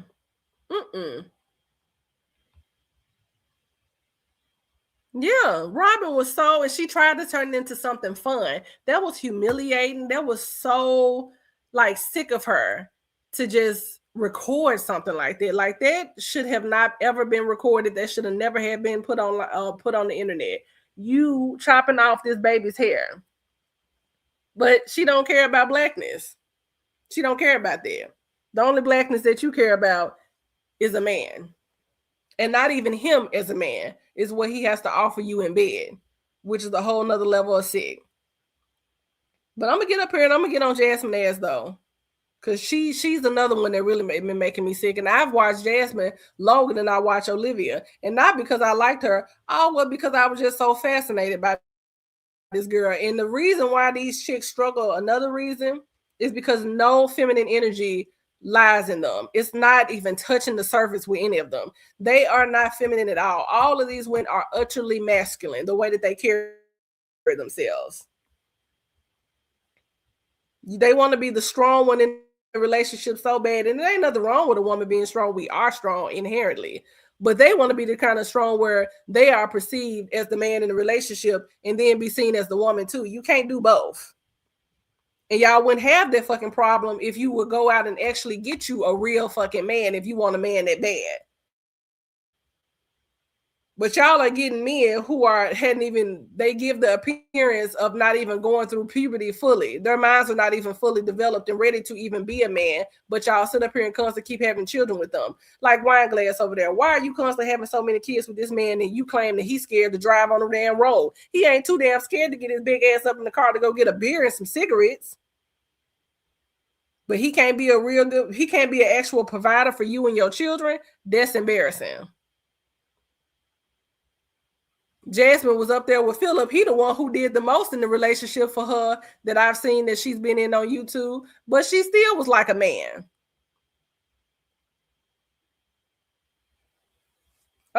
Yes, a grown man that knows that he is the head of the family. They don't get those kind of men. You go out and you have children with niggas that's not ready to grow up. You go out and you fucking have children with niggas that bring fucking games to the hotel room to lay up with you. And you think you really doing something with that? No. Jasmine didn't even have no business having all the kids that she had with Philip. She should have stopped when she had Caitlyn. I think her life probably would have went in a different direction had she had got away from Philip and stopped having all them damn revenge babies, because all her children ain't no but revenge babies. Because Jasmine, every time Philip got somebody else pregnant, she wanted to get pregnant. She was trying to sit up here and prove a damn point to a bunch of women that ended up not fucking with him in the end.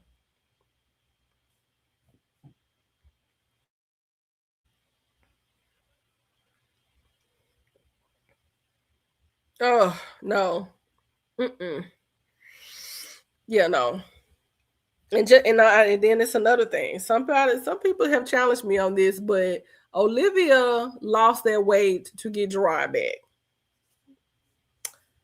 She lost that weight to get him back. Even though he was with her when she was bigger and she was 400 pounds, she still lost that weight to try to get him back. Because she thought the weight loss was going to really just make him just go all the way in and leave Nisha. At the end of the day, you could say Gerard had sex with you and got up on you as many times as you wanted to, but you already know. And Gerard knows if he come back over there to you, what he has to look forward to. You lost that weight for him. You did not lose that weight to get healthy. You lost that weight off the back of heartbreak. These bitches can't do nothing for themselves. Nothing. Everything is for men. If you really wanted to do and lose the weight for yourself, you would have done that shit. It's the fact that you lost weight because you thought, oh yes, if I'm slimmer, if I look a certain kind of way, I know I'm really his type and I'm his preference and he's going to definitely come back to me. There's no way he's going to be able to resist me being smaller. Yes, that's all it was. And somebody tried to tell me, he was with her when she was fat. I'm like, and your point is, and she still lost it because of him. You was so motherfucking heartbroken. You was like, I'm gonna do something to get this nigga, and you thought that weight loss was really gonna do it for you. And at the end of the day, even with Nisha's weight gain, and honestly, Olivia tried to get her body to where Nisha body used to look like. Because I've seen how Nisha body looked when she had first got with Gerard. She hated that shit. She hated that. So you tried to make yourself even more desirable to him to get all of his attention away from it. And tell me some, yeah, Gerard said he liked me when I was fatter. Girl, please. That nigga wasn't liking you that much when you was fat. Because if that was the case, why the fuck he kept going and cheating? You wasn't obviously keeping his attention that much because according to you, all he did was cheat and fuck with other people. What does it say right here? She made a comment on TikTok. She asked the guy if your ex. See? I think I remember that too, Brown Beauty. What's up? Yeah. She tried to get that nigga attention back. And it still didn't work. And Nisha still look better than you. It's not always about the outer. You bitches need to do some work on the inside, and that's what you're really afraid of. Because, baby, let me tell you something. You can drink all the shakes. You can eat all of the low calorie. You can starve yourself. You can take all the GLP-1s. You can get your fucking intestines yanked out. But if you have not done the work on yourself mentally, that doesn't mean nothing. Men they don't like bitches that are fucking haters. No real man wants to be around a woman that hates on everybody that come in contact with her. They're so unattractive. All you do is talk about other people. And that's one of the things that he mentioned. All you did was worry about what other people were saying. Yeah, she toxic. Let me see. I don't know why it's not highlighting your comment. Hold on, let me see. Right. Like how she tried to demonstrate on the couch. He was this and he was that. Girl, good for you. You can finally put your legs back behind yourself. Good for you. Because you wasn't doing that shit at first. I don't care what nobody said. You motherfuckers in that bed was like fucking watching Charlotte's Web, okay? You remember that pig from Charlotte's Web? And when he got all dirty and was swimming around up in the mud and stuff, and they had to get him a fucking buttermilk bath, that was you and Gerard having sex. You're not finna sit up here and tell me that you were doing all this flipping and all this dipping and all this sitting. If you would have sat on that boy's face, the paramedics would have needed to be called. Girl, bye. I don't believe it. Talking about I was sitting on his face. I was doing that. Girl, you weren't doing nothing. If you were sitting up on his face, the only reason why he wouldn't have left is because that nigga would have been suffocated. Talking about some sitting on his face. Girl, bye. Yeah, neat. And if you see older pictures of Nisha, she was naturally curvy already. See, this is what you get when you straight up and down. Olivia is built like a motherfucking door. You know, a door to a motherfucking bank. Before you go up in there with all the money, that motherfucker is built like a door. She's straight up and down. There is no curves. There is no ass. And let me just say this. Being a big bitch doesn't automatically mean that you have a big ass booty. It doesn't. You just a big motherfucker. Yeah, a vault. That's what I was trying to say, Black and Bougie. Yeah, that motherfucker is built like the door to a vault. You heavy as a motherfucker. You long as fuck. Them legs look like motherfucking Hercules legs. You fucking built a really weird. It's giving armadillo almost. You straight up and down. There is no curves. The only thing that you have is some big breasts, but they hang down to your motherfucking waist. So what difference does that make? You don't really have a nice shape. There's no true definition to your body. You did all of that to drop the weight really quick, but you didn't add no kind of real definition to your body at all. You want to talk about Nisha being real big. Girl, you slumped over, you down low, you up high, you too round, you too flat, you too low, you too up, you too down. You are all those things. So what the fuck are you talking about? You are built up very much funny. So I don't know... Baby, in the cankles, the trees. Her legs are thick as fuck. Your feet are big as fuck.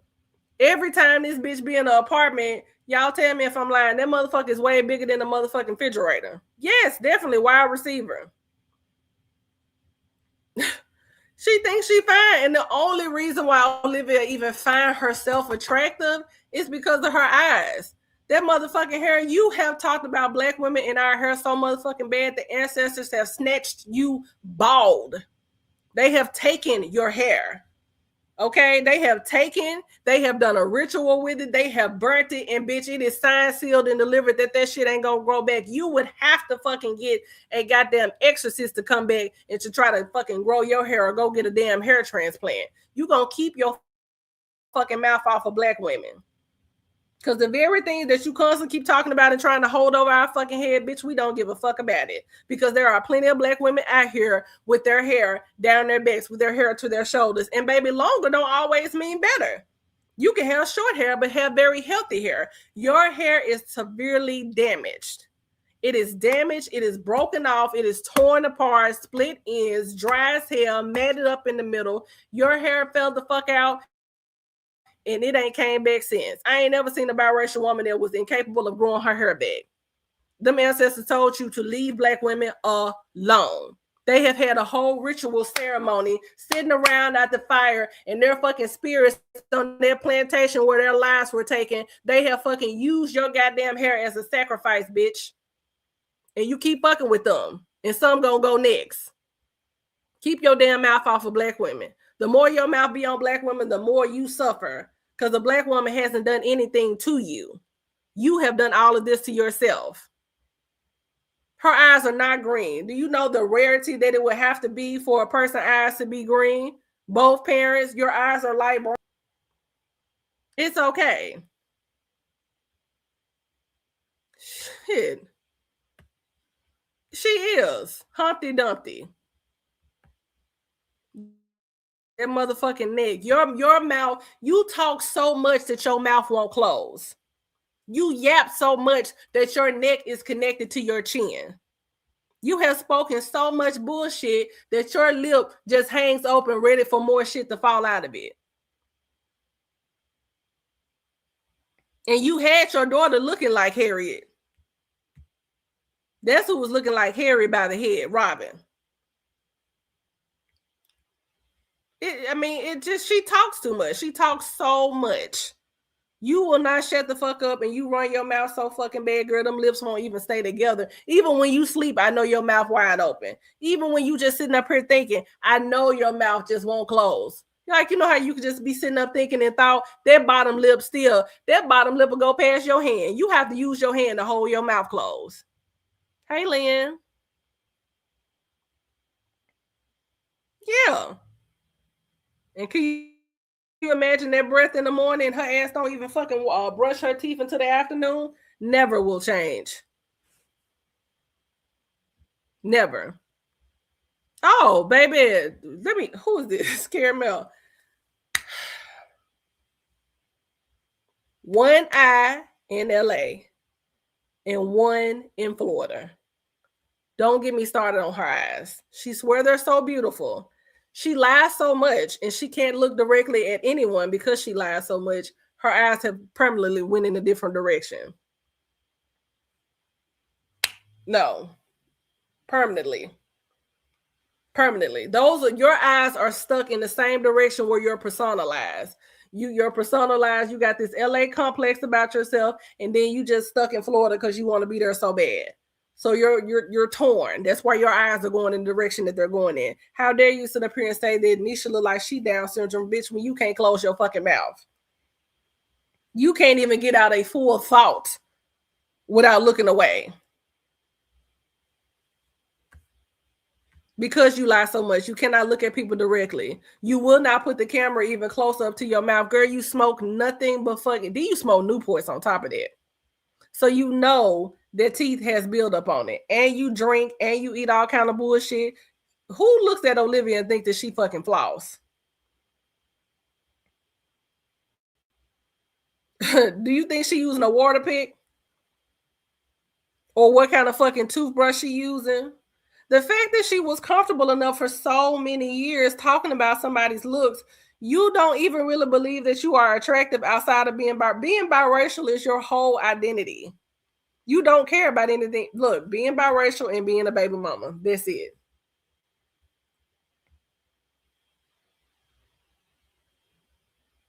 Yeah. Even Jasmine. Everybody said that. Shit, do you know how many black folks I've seen with different color eyes? Like, girl, that doesn't make you exotic. You have seen some women that look exotic, and you do not have to be biracial to look exotic. Shit, I've seen some biracial women that look good and look exotic. Yeah, slobbering. Can't keep her fucking mouth shut. But I'm telling you, oh my God, see, baby, she is strange. She is definitely strange. You could come up here and you could judge people emojis. You could sit up here and assume what someone looks like behind the camera. But the thing about it, we know what you look like. We know what their body look like. We can only imagine what you smell like. And every nigga that has been with you say you stink. I don't give a damn if they had sex with you. There's plenty of people out here laying with somebody funky. It's the fact that they said it. The mugshot proved everything that we already been knowing for years. They broke you down to the last compound. There was no filters. That is not nothing that you can sit up here and tell us. We know you've been sitting up here at fucking catfishing these men for years. Like Joey had said, he didn't realize you was that damn big because you weren't doing nothing but taking all your pictures from the top on up. Yeah. What you say, pretty brown ass? I'm trying to catch up on some of y'all comments. Yeah, catfish. She do. She just thinks that she is the shit's naive, but baby, it's not that. It's truly not giving what you really think. It's giving average, and it's okay to be an average looking woman. But see, if you would put more into your looks, you won't constantly keep having to feel this way because you could prop your titties up all day. What comes out of your mouth definitely matters. You can sit up here and say knowing this and knowing how to do that and being capable of doing the things that we as adults have to do for ourselves in order to survive. You can say that that's an ugly woman's trait. Okay, if that makes you feel good and sleep at night. Because you are something that somebody would see at a store and wouldn't give no looks and give no fucks about it. That big ass wide body, when you were bigger, you didn't even have a shape. Having big ass titties is not constitutes you as having a shape. You were always built funny. It wasn't Nisha. Nisha still looks good, so I don't know what you're talking about. That's why the comments that I've seen about Nisha is just like, really, y'all feel comfortable with going there? Like that girl looks 10 times better than Olivia. Brown eyes and all. Stop making it seem like black women features are not something that people are out here not paying for. When they fucking go to the goddamn doctors and when they go to get their surgeries and stuff done, baby, they are pulling up a black woman's picture to try to see how they can get her shape and manipulate it to fit their bodies. Don't try to downgrade the prototypes, okay? Because there would be no you without us. You don't know the standard of beauty until you actually look at a black woman and be like, okay, now I get it. Black women have been used. Our beauty has always been subjugated, questioned, often duplicated, constantly, over and over again, constantly being imitated. We are some of the most imitated individuals that are on this planet. People are always trying to figure out what we're doing, what we wear in our damn hair. When I worked in the makeup industry, do you know that we barely had dark colors for fucking foundations because other people of other racial ethnicities were coming in to buy it and use it as bronzer on their skin, trying to sculpt their skin, trying to get their skin to look darker. Shit, the black women didn't even have their shades because white women were coming in, no shade, but white women were coming in, I'm going to use this shade as my bronzer. Not even buying the bronzers. They wanted what fit a black woman's skin. So to be so highly threatened, I guess I would be. She know that Gerard updated. I have the clip where she said, Gerard, okay, yeah, she's cute. She know Nisha attractive. She know that Nisha is not ugly. She knows that. That's why it hurts her so bad.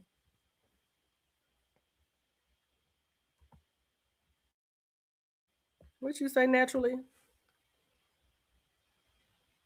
Oh, the side pose is crazy work. The side motherfucking pose with the motherfucking elephant ass legs is disgusting. Oh, ridicule for being beautiful. You can't be tall. You can't be short. You can't be fat. You can't be this because it's worse when you're a black woman. But meanwhile, it's okay for them. I cannot see Gerard dating a big black woman, but I can see him honestly dating a fat white woman because that's what he follows over there on fucking Instagram. That ain't a lie. I know that for a fact. Don't make me pull it up. He follows them nasty ass white girls that look like they stink and lay up in the house with niggas that's smoking weed named Javon. Okay, that's who he follows over there on Instagram. Dear Brown Beauty. Shh.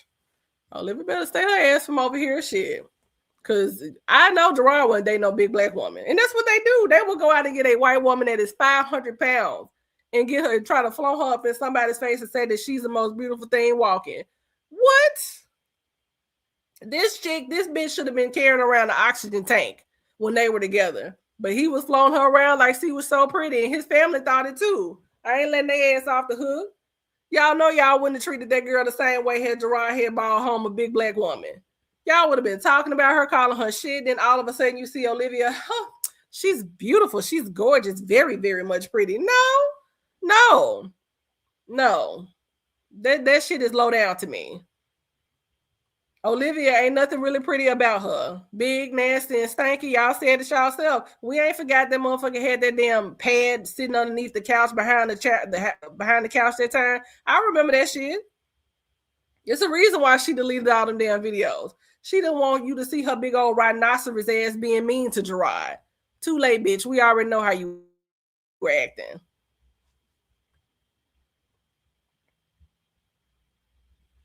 Yeah, stay away from us. We don't do anything to you. Gerard is definitely a colorist. Nearly, if you look in the mirror, here I go.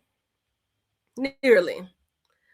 That motherfucking hates himself. How many times have we seen Gerard sit up there and call himself ugly? Gerard don't even believe he attractive. That's probably why he was so gun-ho when Olivia thought he was fucking attractive. How embarrassing it was to see this fucking black man. Oh, I'm just ugly. Oh, I'm just an ugly nigga from South Dallas. Oh, I'm just so ugly. Oh, I'm just a black ass nigga. He couldn't stand. I know he hate being dark skinned. I know he hate that shit. How many times did we sit up here and hear him fucking downgrade himself like that? And the fact of it is that if you were with a woman that was comfortable with her fucking blackness, ain't no fucking way this man would have felt comfortable enough to even talk shit about his own self like that. How you out here with a half black woman, but you still hate your own blackness? I hated that shit. I hated he constantly down himself. So what? You sit in the car and when you smile, the only thing that we can see is your teeth. And so what? So what if the lights off, we couldn't see you? And that's the way God made you, didn't it? You didn't mind flaunting up in the face, and flaunting up in her face to get a lighter complected woman. Why are you sitting up here constantly downing yourself? Just to sit up here and have a son that look just like you, same color and every goddamn thing. Because if that bitch cared about you, that's how I know she didn't care about you being a black man. Because there's no fucking way that she, oh yeah, black and bougie, it was embarrassing. Constant talking about himself. If you were with a black woman that really truly cared about you as being a black man, not the portion of you being a black man was between your legs. We talking about you being a black man going out here into the world every day, dealing with the issues that you deal with, working on your job, navigating through this world. Because don't get it confused. They hate all of us because they hate you niggas too. Because they'll hate you and still be with you. They'll hate you to get what you got, and then take everything you fucking have and give it to their folks. I can't tell you how many niggas that we done seen and heard of getting tricked out of money, getting tricked out of land, getting tricked out of their houses, getting tricked out of your whole fucking fortune. Y'all won't give y'all children anything. You won't sit up here and give your daughters anything. You won't give your mama something, your auntie anything. But you will end up putting yourself in a predicament where you allow these women to take any and everything from you that you've built, but you won't let a black woman do that. You will be damned, because we're the automatic de facto, we're the gold diggers. How are we the gold diggers when we the ones with the gold? Yes, Shannon Sharp. We bring y'all gold half the time. Majority of these relationships, I've seen the statistics on them. Baby, the black woman usually be the breadwinner. We are the gold. So how we gonna be gold diggers when we are the gold? We are the treasure. He who finds a wife. I bring you the fucking house. I bring you the door to put the table through. How are we the gold diggers? No, she sat over there. She smoked this man money. She ate his damn money, and she abused his damn money. You abused his damn money when you kept traveling from place to place to place, where that man kept having to give up a good job here, a good job there, just to chase after your big ass and watch and feed you again. So don't sit up here and tell my black women, we are the gold diggers. No. The gold can't be the gold digger. You are the gold digger because you're trying to get to the gold, and we're the gold. Never forget that. And you probably would have felt a little bit better about yourself if you went out and got with somebody that was more relatable or either cared about you and the things that you did face and the things that you did go through. Those jobs, blue collar jobs, are not as easy for black men to get either. There are companies that have stopped doing apprenticeships because too many black people were getting into the apprenticeships. Do you understand what I'm saying? They have stopped doing programs because too many niggas were getting into the programs. They don't want you to even have that. They don't want you to have the white collar money, let alone the blue collar money, where you making six figures messing with concrete and doing electrical work and all that kind of stuff. Girl, please. And you you had a man that was capable of getting these jobs, chase you around. Look how disrespectful you was. You couldn't even sit in one spot to get established. No, she didn't care about you as a black man. She did not. And you know that, but you stayed around for it anyway. Oh, yeah. For sure. For sure. People lose their money. And you can sit up here and listen to that bullshit all y'all want to, talking about black women are lazy. You don't become the most educated by being lazy. You do not constantly be the number one in starting business by being lazy. You go through all this bullshit to rise up to the top of the motherfucking company just to have a nigga up there. And let me tell you something, the worstest combination on the job is a black man and a white woman. Let's argue. Let's argue. That's the worst thing that you can encounter on the job is a nigga who have brown nose his way up to the top and a DEI higher white woman. You in a fight for your life. That nigga, they are going to use him to try to take you out. And then when they done of using him, because they've already gotten you out of there, they're going to dispose of him next. That's the worst combination on the job. Yeah. That was disgusting, King Queen. I mean, digging up in this white woman's ass on camera. No, she don't. That's how I know she hadn't lived and went through anything. You ain't worked on nobody's job. You hadn't done anything. You don't know what it's like to log into anybody's system and get started for the day. You don't know what it's like to work on no damn spreadsheet, no damn tracking system. You don't know anything. Oh, girl, Hispanic women, they got their own things too, but at least they decent enough to work in cliques together and not to team up with no nigga. The black men be trying to team up with them, but it doesn't work. He likes to team up. His preferable counterpartner on a job to destroy a black woman is a white woman. And it is going to be one that he finds attractive, not that she finds him attractive. And he's going to single out the hardest working black women up in there and try to see how he can bother her and triangulate that white woman into the equation to where she can gaslight her and try to stress her the fuck out, write her up, constantly try to look down on her ideas and try to make her feel minimized, try to make her feel bad about her education. They do that. They seek them. They are the ideal partners when it comes to really gaslighting black women. Yeah. Cutthroat. And for this woman to sit up here and she had a man that was making money like that and you couldn't sit still for him, that's wrong. Yeah, we are the gold. We are the gold. Oh, look.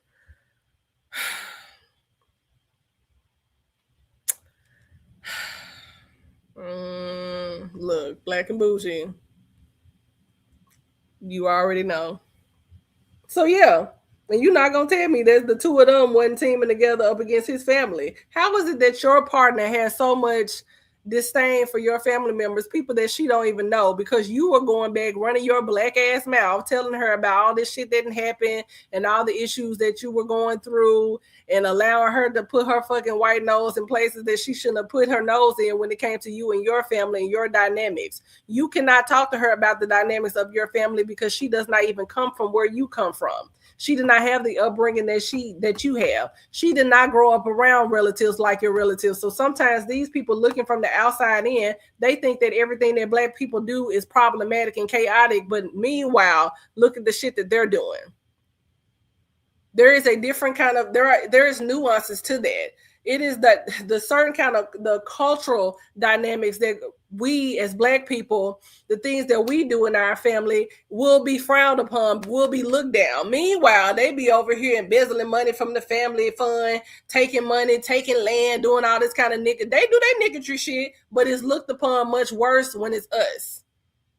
So you allowed this narcissistic outside demon to come into your family and distort the dynamic that you had with your family. Y'all already had some unhealed things that was going on. Y'all already had your own issues, and you came in and allowed her to speak on this shit, made it so much worse and to stick their nose up in it. Right. She tried to do everything she could from those children having the actual Black experience. It is a Black experience as a child growing up, playing outside with your cousins, eating on freeze cups, playing Simon Says, going over to your auntie's house, getting ready on Easter, smelling the hot comb. This shit goes so much deeper. The dynamics of being a Black person, she knows nothing about. The memories that we have and that one another that we can share growing up, she'll never be able to relate to that. She don't know what it's like seeing some Black aunties getting ready, looking fine, smelling good, finna go out. Then you playing their makeup and their perfume and all that. She don't know nothing about that. Having a cousin do her hair and going over to grandma's house, sleeping on the mattress in the living room. Everybody made palace and shit like that, waiting on grandmama to get up and cook the next day. This girl did not grow up like that. She came in to do one thing and one thing only, and you allowed her to do it, and she did it with your permission. She came in to conquer and divide. And you gave her, yes, no true family experience. You gave her the right to do that. She doesn't have any kind of cultural awareness when it comes to being Black at all. Having a Black daddy doesn't stop it in there. Being able to get up here and freely use the N-word, baby, we got white folks and everybody else using that word. What difference does it make? What difference does it make us if you say it? You as a Black man should have known better, but you didn't. When she threw your ass out the first time and your fucking sister had to come up there and had to save you, you should have been done then, but there wasn't enough for you. See, they'll take a level of abuse from these women that they'll never let a Black woman inflict on them.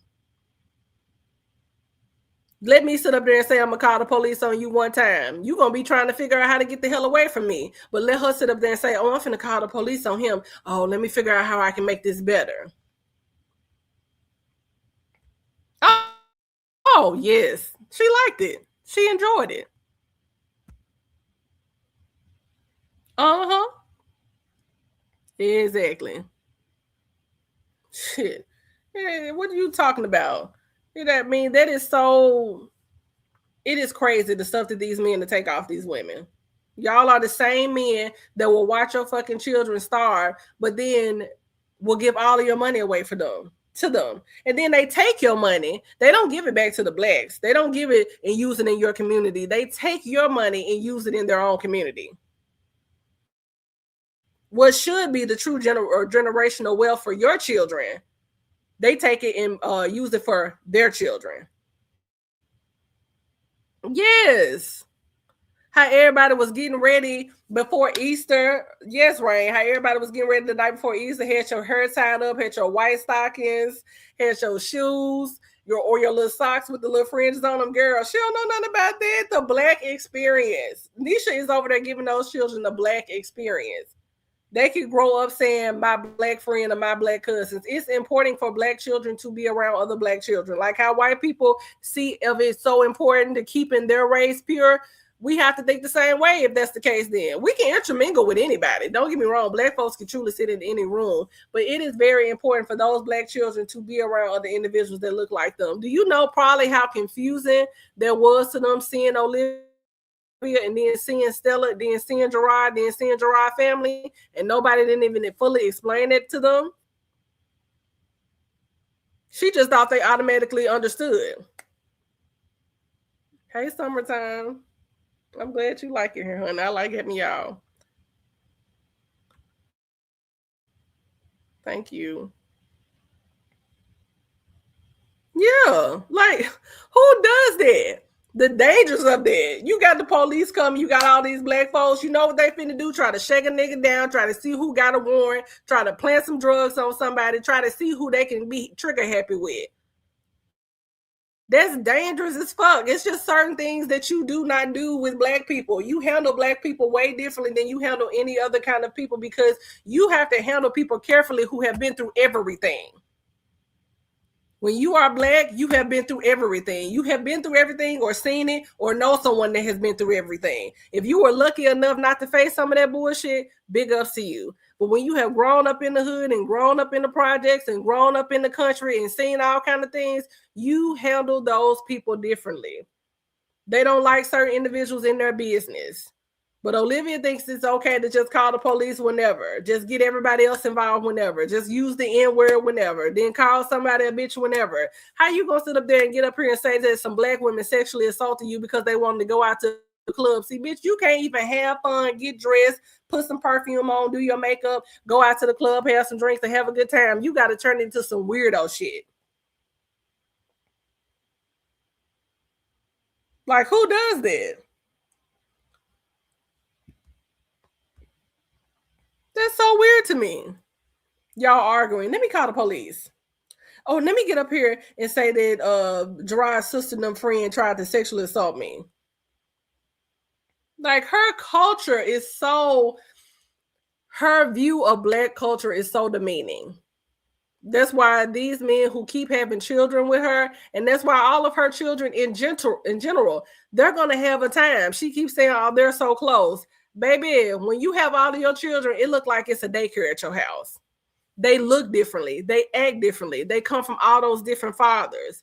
They come from all these different gene pools. You have to be careful when you having children with all of these different people because it shows up in your children.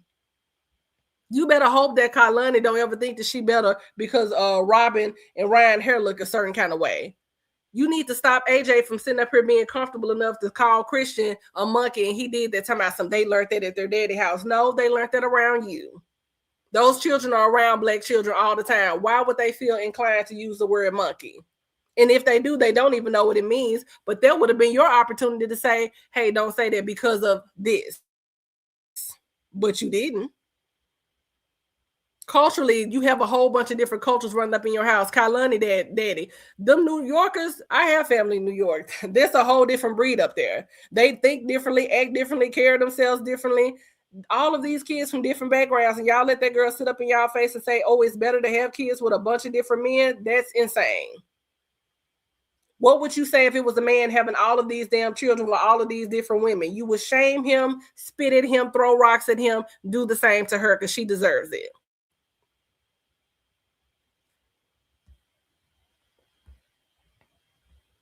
Yeah, the cleanest. You could tell. Yes, destroy, conquer, and divide.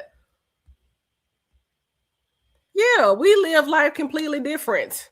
We do Thanksgivings completely different. We do holidays differently. We have a different approach how we look out on life in general. Shit. Should Gerard need to be concerned? Exactly. Say, Cheese. Gerard need to be concerned why you think it's okay to let your other son sit up here and parade around in the fucking a damn purse. If that was the case, if you want to really say something.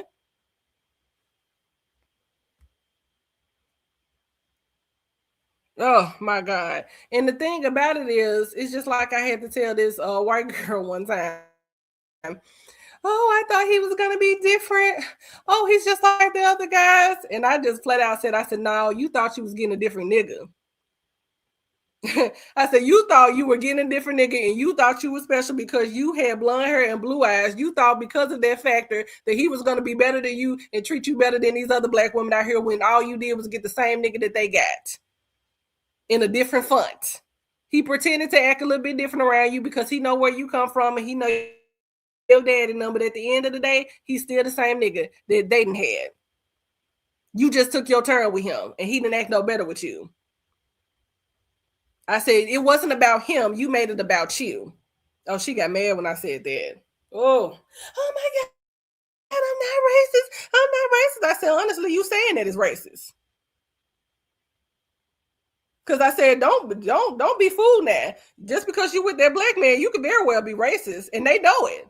And they like when y'all like that because they think it's a slight towards us when it's really a slight towards them as a man. See, we don't give a damn. We mind our business. We don't care.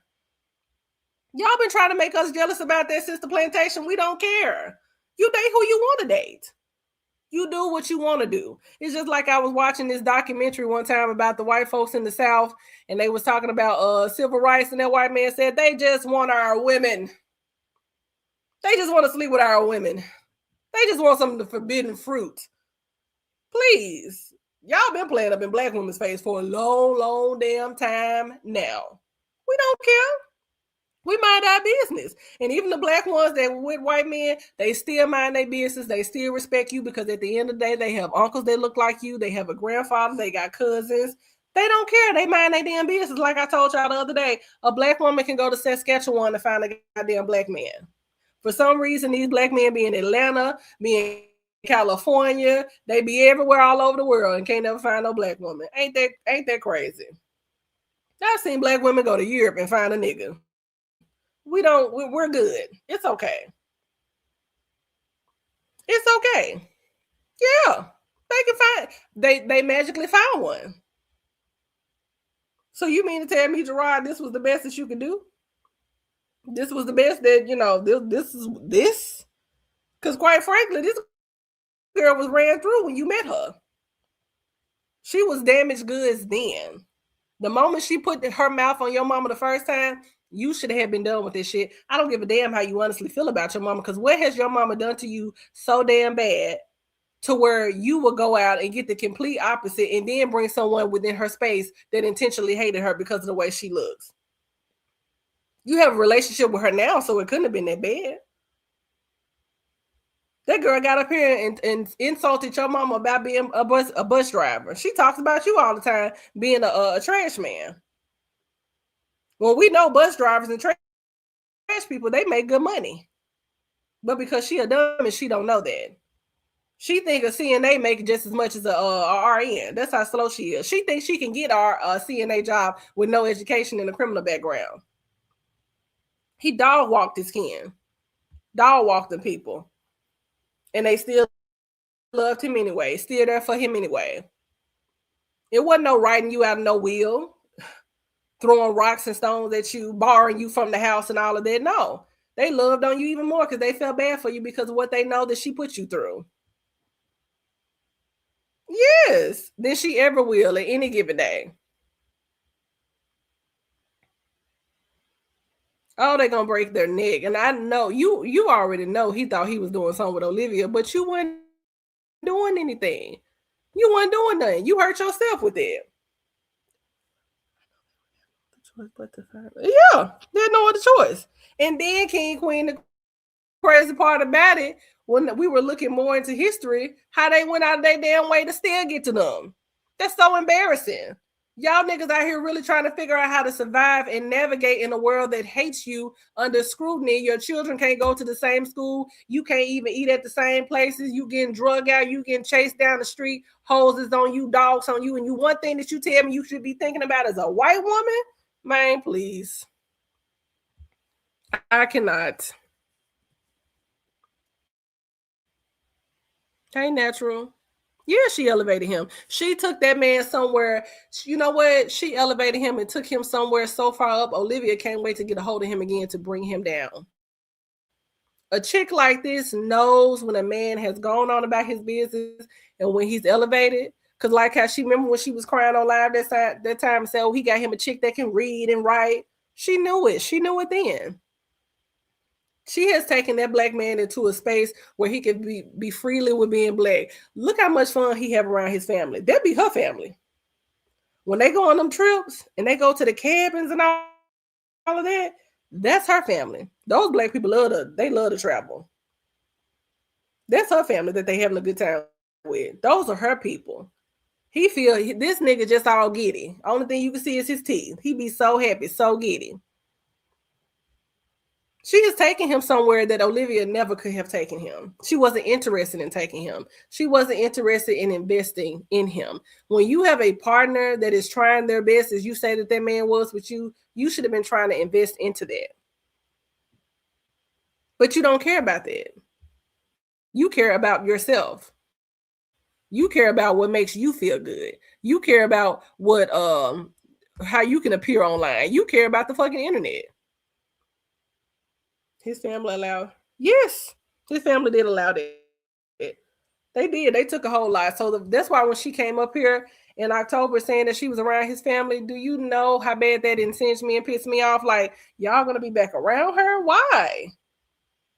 I just couldn't. I couldn't with them anymore after that. Oh, y'all, I have been up here for quite some time running my damn mouth. I'm telling you, if I have a panel one night, y'all gonna come up. I want to hear from some of y'all. That's what narcissists do. They try to isolate you from everybody else so they can have their way with you, literally, mentally and physically. And that's what she did. And used him financially in the process. She wanted fame. And Gerard wanted a family. Exactly. Absolutely. Okay, Brown Beauty. I love your profile picture. You are gorgeous. Still comes from Trad. Come from Trad. That's her pedigree. Ain't that something? Trash guy with a trash man. Oh my God. See. Oh, see, I'm with you. It was like, really? Gerard made it comfortable enough so Olivia thought it was okay to talk about Niecy's deceased child. Oh my God. Do you know how awful that is? That woman lost a child. Wasn't it Kwee? The nickname? And then, not only that, you talking about the so-called alleged nephew that was underage? Nobody want to talk about that. And she poked fun at it when she had her little podcast show that time. She was poking fun at it. I thought this shit was like really crazy. I said, oh, so we're not going to talk about that? You going to lay up with somebody that could have possibly did that with a family member? That was nasty. That's why I said he nasty. But you know what? Gerard gives big nasty. He gives big funky at times. Gerard is so nasty. He looked like he would suck a fart out of somebody's butt. That's how nasty he looks to me personally.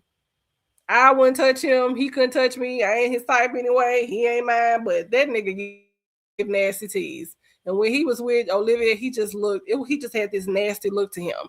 Because I'm like, you sharing your woman with everybody else. She wasn't just your woman. She was y'all woman. And that's disgusting.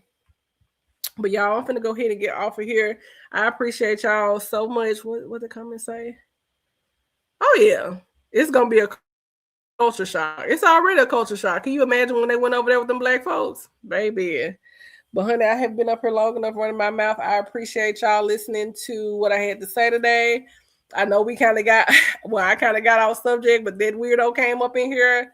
I couldn't help myself. I had to get some straightening done. But I appreciate each and every one of y'all. If y'all have not already, please subscribe, like, comment. I love interacting with you all in the comments. And yeah, definitely watch this video on the replay. If you missed some of it, the beginning was kind of crunk. Yeah, we're in his type and we're glad not to be his type. Thank you so much, Caramel Queen. Thank you all so much. Love you, love you, love you, love you, love y'all down. And yeah, I will be back soon to talk to you all, and I'll check with y'all and talk to y'all later. Okay, bye. Y'all have a great one.